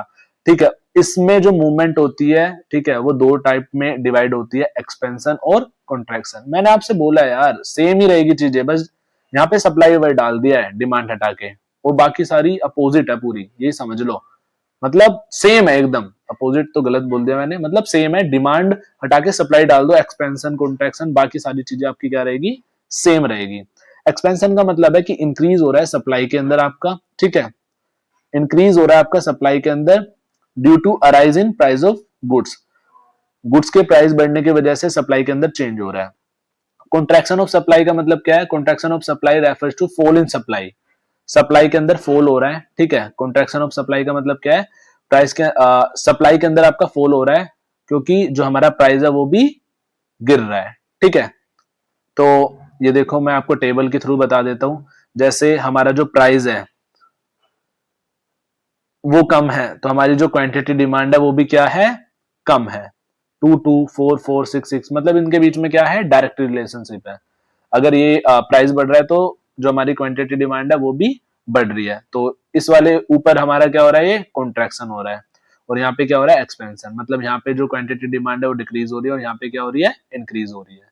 इसका जो ग्राफ है वो कुछ इस तरीके से बनेगा। ठीक है, कॉन्ट्रैक्शन का जब वैल्यू दोनों साइड क्या हो, कम हो, तो उसे हम बोलेंगे कॉन्ट्रैक्शन, जैसे यहाँ 2, 2, 4, 4, 6, 6, और जब वैल्यू बढ़ रही है, ठीक है, तो ये बाहर की तरफ होगा हमारा एक्सपेंशन और ये कॉन्ट्रैक्शन अंदर की साइड होगा।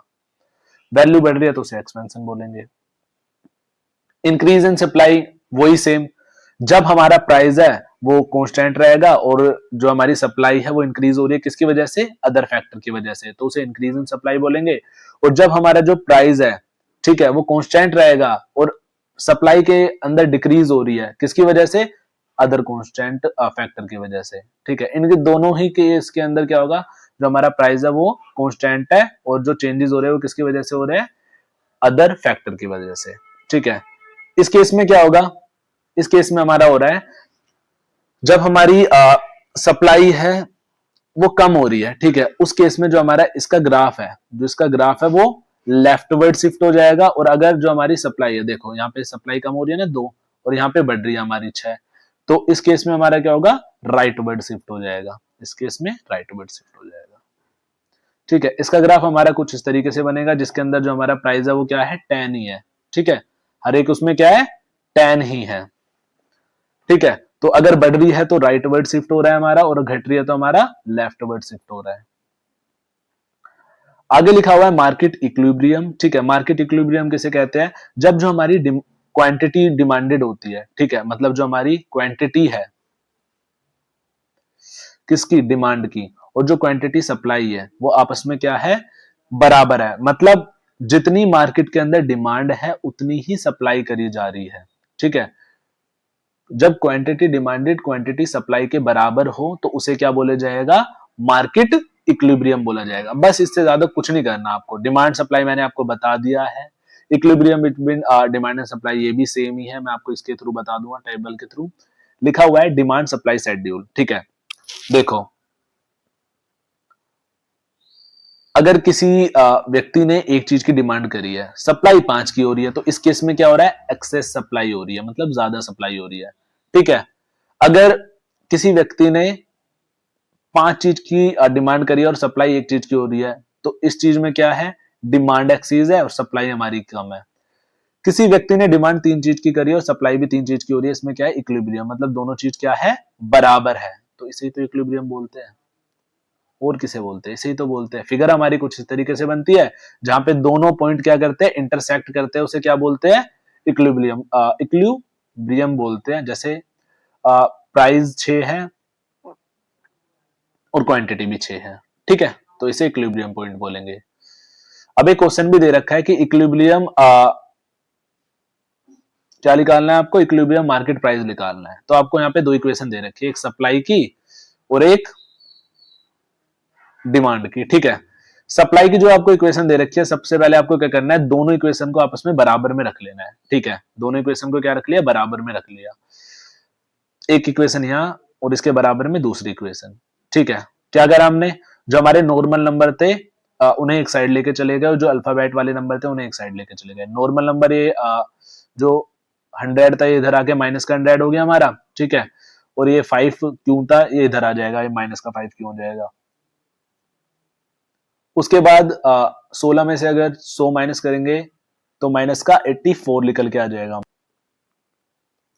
तो कुछ नहीं करा हमने, बस हमने जो नॉर्मल वैल्यू थी उसे एक साइड शिफ्ट कर लिया, और जो अल्फाबेट वाली वैल्यू थी उन्हें एक साइड शिफ्ट कर लिया। माइनस करेंगे 84 आ जाएगा, या माइनस करेंगे 7 क्यों आ जाएगा, ठीक है, क्यों यहां पर ही छोड़ देंगे, और 84 के बटे में 7 लेके आ जाएंगे, डिवाइड करेंगे 12 आ जाएगा, क्यू की वैल्यू 12 आ गई।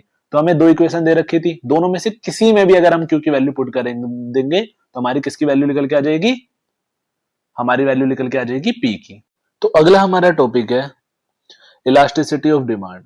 काफी ज्यादा इजी वे में समझाऊंगा। ये बताता है कि प्राइस या फिर इनकम या किसी और फैक्टर में चेंज होने से डिमांड में क्या चेंज आता है, मतलब जो डिमांड है हमारी वो कितनी बढ़ती है, ठीक है। तो उसे क्या बोलते हैं, इलास्टिसिटी ऑफ डिमांड। अगर सिंपल शब्दों में समझे इसे, तो प्राइस के बदलने से डिमांड में क्या रिएक्शन होता है, ठीक है, डिमांड हमारी कैसे रिएक्ट करती है, उसी को क्या बोलते हैं, इलास्टिसिटी, ठीक है, इसी को इलास्टिसिटी बोलते हैं बस।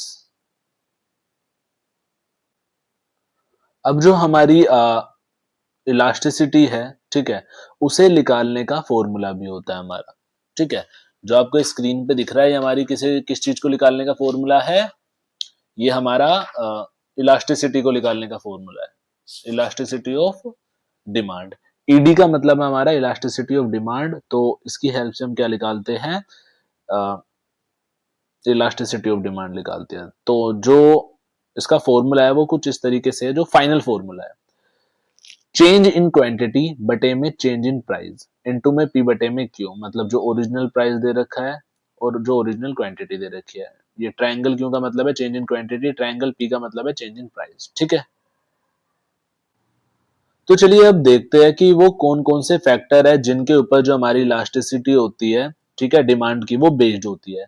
सबसे पहला हमारा फैक्टर है availability of substitutes.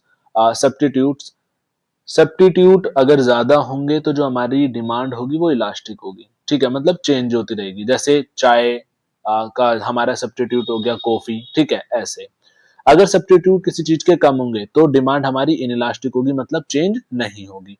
Nature of goods, अगर नेसेसरी आइटम होंगे तो डिमांड इनइलास्टिक होगी, मतलब चेंज नहीं होगी, चाहे प्राइस बढ़े या कम होए, तुम्हें वो चीज खरीदनी तो खरीदनी है। अगर लग्जरी आइटम होते हैं, अगर जैसे कोई कार एज्यूम करो 4 लाख की मिल रही थी, ठीक है, अब उसका जो प्राइस है वो 10 लाख कर दिया गया है, तो लग्जरी आइटम वाले केस में जो प्राइस जो हमारी डिमांड होती है गुड्स की वो क्या हो जाती है, इलास्टिक हो जाती है, मतलब चेंज हो जाती है। ठीक है, अगर प्राइस बढ़ते हैं तो। तीसरा हमारा फैक्टर है प्रोपोर्शन ऑफ इनकम। ठीक है, अगर चीज महंगी हो जाती है, ठीक है, जो चीज महंगी हो इनकम के बाद पार्ट ले तो हमारी इलास्टिक होती है, मतलब चेंज होते रहता है उसमें। ठीक है, जो चीज महंगी होती रहती है जिसका प्राइस बढ़ता रहता है उस चीज में इलास्टिक होगी, मतलब हमारी जो डिमांड है वो चेंज हो सकती है, और सस्ती चीज में जो डिमांड है वो इनइलास्टिक होती है। ठीक है, जैसे माचिस का प्राइस कितना भी हो जाए, खरीदनी तो खरीदनी है। ठीक है, टाइम पीरियड, ठीक है, शॉर्ट रन में जो हमारी अगर टाइम कम है तो जो इनलास्टिक होती है, और अगर लॉन्ग रन है, ठीक है, उसमें अगर टाइम ज्यादा है उसमें जो डिमांड होगी, ठीक है, इलास्टिसिटी डिमांड, वो हमारी क्या होगी, वो हमारी होगी उसमें इलास्टिक। ठीक है, मतलब चेंज होगी और शॉर्ट रन में चेंज नहीं होगी। ठीक है, फिफ्थ हमारा पॉइंट है हैबिचुअल गुड्स। ठीक है, अगर किसी चीज की हमें आदत लग जाती है, ठीक है, तो उस केस में जो हमारी डिमांड होती है, ठीक है, इलास्टिसिटी डिमांड होती है और इनलास्टिक होती है, मतलब चेंज नहीं होती। ठीक है, जैसे एग्जांपल सिगरेट और टी, आदत लग जाए एक बार व्यक्ति को तो कितना भी प्राइस बढ़ जाए वो छोड़ेगा नहीं। अब हमारे कुछ फॉर्मूले होते हैं जिनके हेल्प से हम क्या मेजर करते हैं, जिनकी हेल्प से हम मेजर करते हैं प्राइस इलास्टिसिटी ऑफ डिमांड। ठीक है, चलिए उन फॉर्मूलेस को देखते हैं। सबसे पहला है हमारा total outlay method. Total outlay method हमारा ये कहता है, अगर हमारी जो इलास्टिसिटी डिमांड है, ठीक है, अगर वो 1 से ज्यादा है, अगर इलास्टिसिटी डिमांड हमारी 1 से ज्यादा है, किसी भी चीज की जो इलास्टिसिटी डिमांड है अगर वो 1 से ज्यादा है, तो जो हमारे प्राइस है वो क्या होने लग जाएंगे, डिक्रीज होने लग जाएंगे। जो प्राइस है वो डिक्रीज होने लग जाएंगे, और जो हमारी क्वांटिटी है, क्वांटिटी डिमांड है, वो क्या होने लग जाएगी, बढ़ने लग जाएगी। ठीक है, और अगर जो हमारे प्राइस है वो 1 के बराबर है, अगर प्राइस नहीं, जो हमारी इलास्टिसिटी डिमांड है अगर वो 1 के बराबर है, तो जो हमारे प्राइस है वो डिक्रीज होने लग जाएंगे। ठीक है, और जो हमारी क्वांटिटी डिमांड है वो इंक्रीज होने लग जाएगी। अगर हमारी जो इलास्टिसिटी डिमांड है अगर वो 1 से छोटी है, ठीक है, 1 से अगर छोटी है इलास्टिसिटी हमारी डिमांड, तो उस केस में क्या होगा, जो हमारी क्वांटिटी डिमांड है वो बढ़ने लग जाएगी और जो हमारे प्राइस है वो कम होने लग जाएंगे। ठीक है, तो इसमें ये आपको ये बताया गया है। इसकी जो आपका डायग्राम है वो कुछ इस तरीके से फॉर्म होगा। अगर इलास्टिसिटी डिमांड 1 के बराबर तो इस वाले में आएगी, अगर 1 से ज्यादा है तो इस वाले पोर्शन में, अगर 1 से कम है तो इस वाले पोर्शन में। ठीक है, अगला हमारा फॉर्मूला है परसेंटेज मेथड का। ठीक है, परसेंटेज मेथड का हमारा फॉर्मूला क्या है, ईडी इज इक्वल टू, ठीक है, चेंज इन क्वांटिटी डिमांड बटे में चेंज इन प्राइस इनटू में ओरिजिनल प्राइस बटे में ओरिजिनल क्वांटिटी।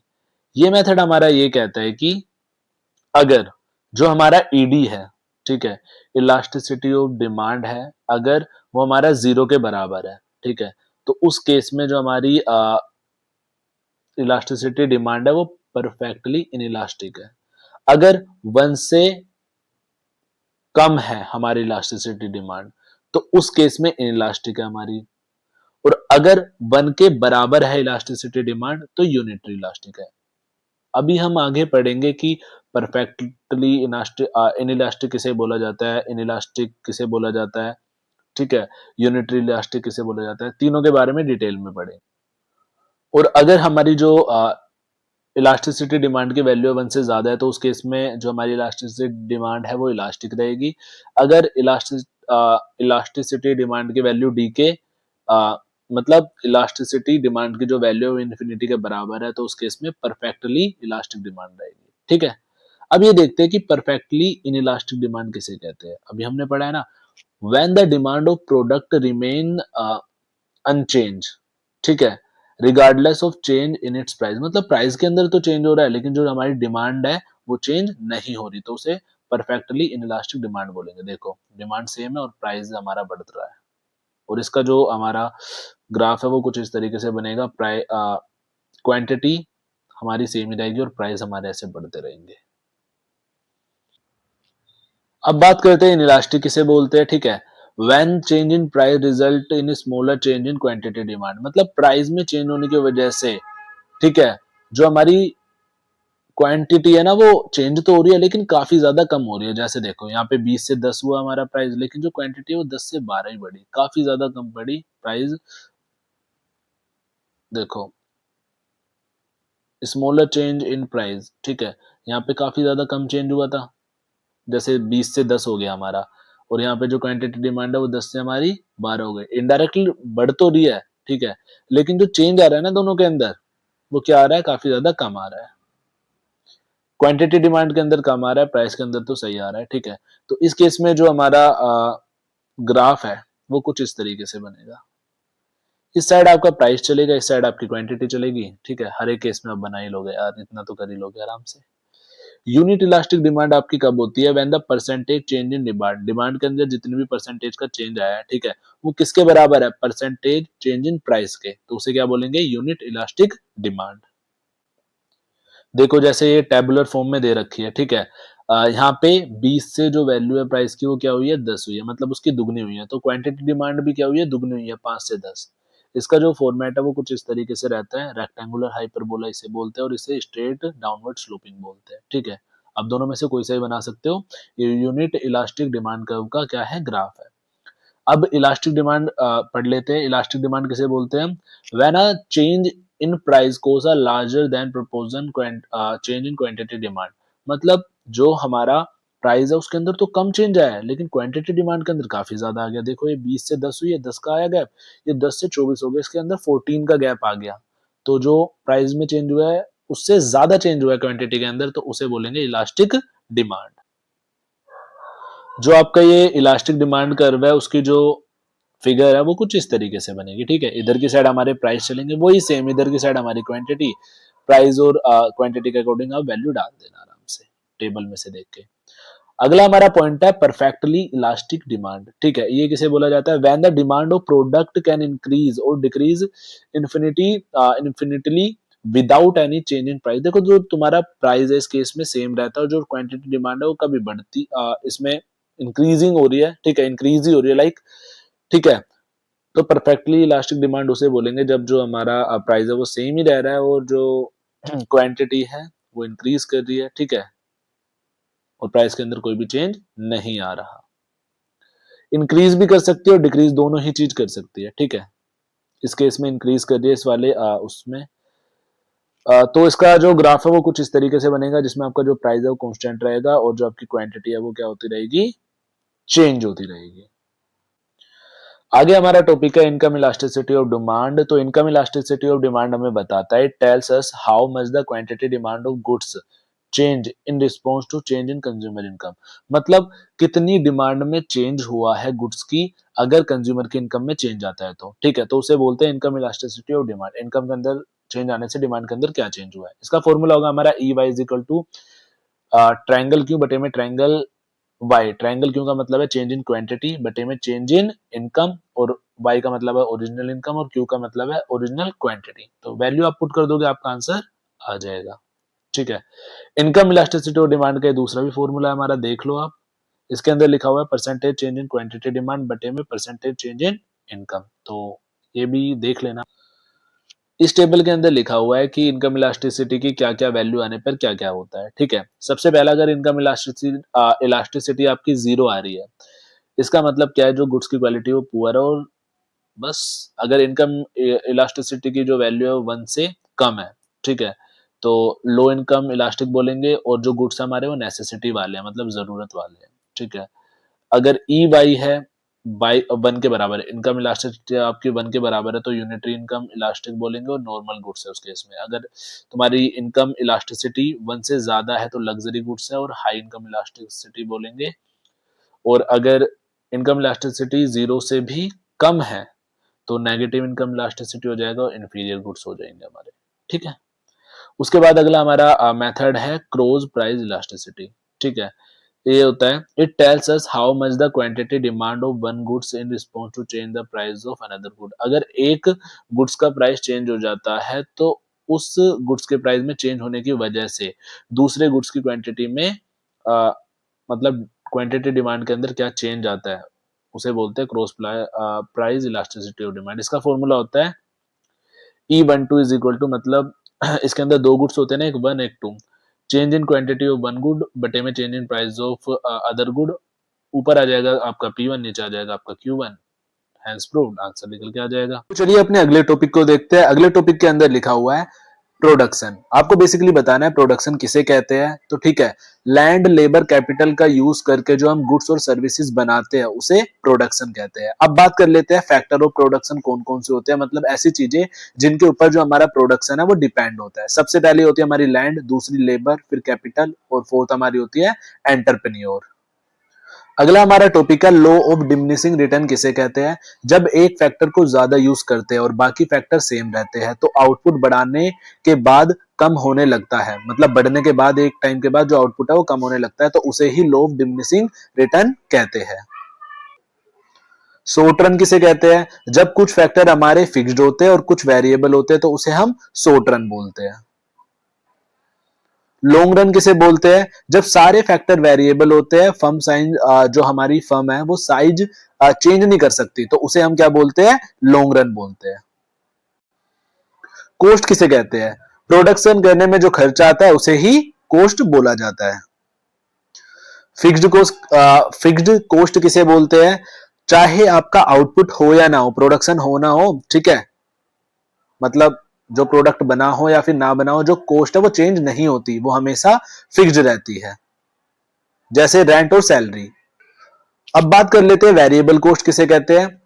आउटपुट के साथ जो बढ़ती घटती रहती है उसे वेरिएबल कॉस्ट कहते हैं, उसका नाम रॉ मटेरियल भी होता है। ठीक है, और एवरेज कॉस्ट क्या होती है, अगर टोटल कॉस्ट को आप टोटल आउटपुट से डिवाइड कर देते हो तो आपकी एवरेज कॉस्ट निकल के आ जाती है। अगला हमारा टॉपिक है मार्जिनल कॉस्ट किसे बोलते हैं। एक एक्स्ट्रा यूनिट बनाने का जो एक्स्ट्रा कॉस्ट आती है उसे मार्जिनल कॉस्ट के नाम से जानते हैं। अब बात कर लेते हैं कि मार्केट स्ट्रक्चर हमारा क्या होता है। ठीक है, मार्केट का वो फॉर्म जिसमें फर्म के नंबर, प्रोडक्ट टाइप और प्राइस कंट्रोल डिपेंड करता है। ठीक है, तो इसको क्या बोलते हैं, मार्केट स्ट्रक्चर बोलते हैं। आगे बात करते हैं कि परफेक्ट कंपटीशन क्या होता है। बहुत ज्यादा बायर और सेलर होते हैं, सेम ही प्रोडक्ट होता है और कोई प्राइस कंट्रोल नहीं होता, तो उसे परफेक्ट कंपटीशन बोलते हैं। अब बात कर लेते हैं कि मोनोपोली किसे कहते हैं। जब हमारा एक ही सेलर होता है, जो हमारा प्रोडक्ट है उसका कोई भी सब्सटीट्यूट नहीं होता। ठीक है, मतलब कोई जैसे चाय का कॉफी हो गया, ऐसे सब्सटीट्यूट नहीं होता और फुल प्राइस कंट्रोल होता है, तो उसे मोनोपोली बोला जाता है। मोनोपोलिस्टिक कंपटीशन क्या होता है, जहां पर हमारे बहुत सारे सेलर होते हैं, प्रोडक्ट थोड़ा डिफरेंट होता है और लिमिटेड प्राइस कंट्रोल होता है। ठीक है, वो क्या कर लेने हैं, परचेज कर लेने हैं एट द रेट 29 रुपीज की। इनकी ये जो वैल्यू है बेसिकली इतनी कम इसलिए रखी गई है ताकि आप सभी बच्चे परचेज करके अपनी प्रिपरेशन को अच्छे से कर सके। ठीक है, मैं दोबारा वही सेम चीज बोलूंगा, अगर 29 रुपीज में कोई भी पेपर क्लियर हो रहा है तो आप उसे मेरी तरफ से 100% क्लियर करो। ठीक है, और ये आपको कॉन्टैक्ट नंबर दे रखा है, इस पे आप जाके जल्दी से कॉन्टैक्ट करो, व्हाट्सअप करो और आप अपने नोट्स खरीद सकते हो। बाकी आपकी मर्जी है, आप जैसा करना चाहो वैसा कर सकते हो। So at the end thank you so much. अगर आपको वीडियो थोड़ी सी भी अच्छी लगी और थोड़ी सी भी यूजफुल लगी तो वीडियो को लाइक करके चैनल को सब्सक्राइब कर दो। आप में से काफी ज्यादा बच्चे चैनल को सब्सक्राइब नहीं करते। वीडियो बनाने में काफी ज्यादा मेहनत लगती है, तो इसलिए चैनल को सब्सक्राइब करके वीडियो को लाइक कर दो और अपने सभी दोस्तों के साथ शेयर कर दो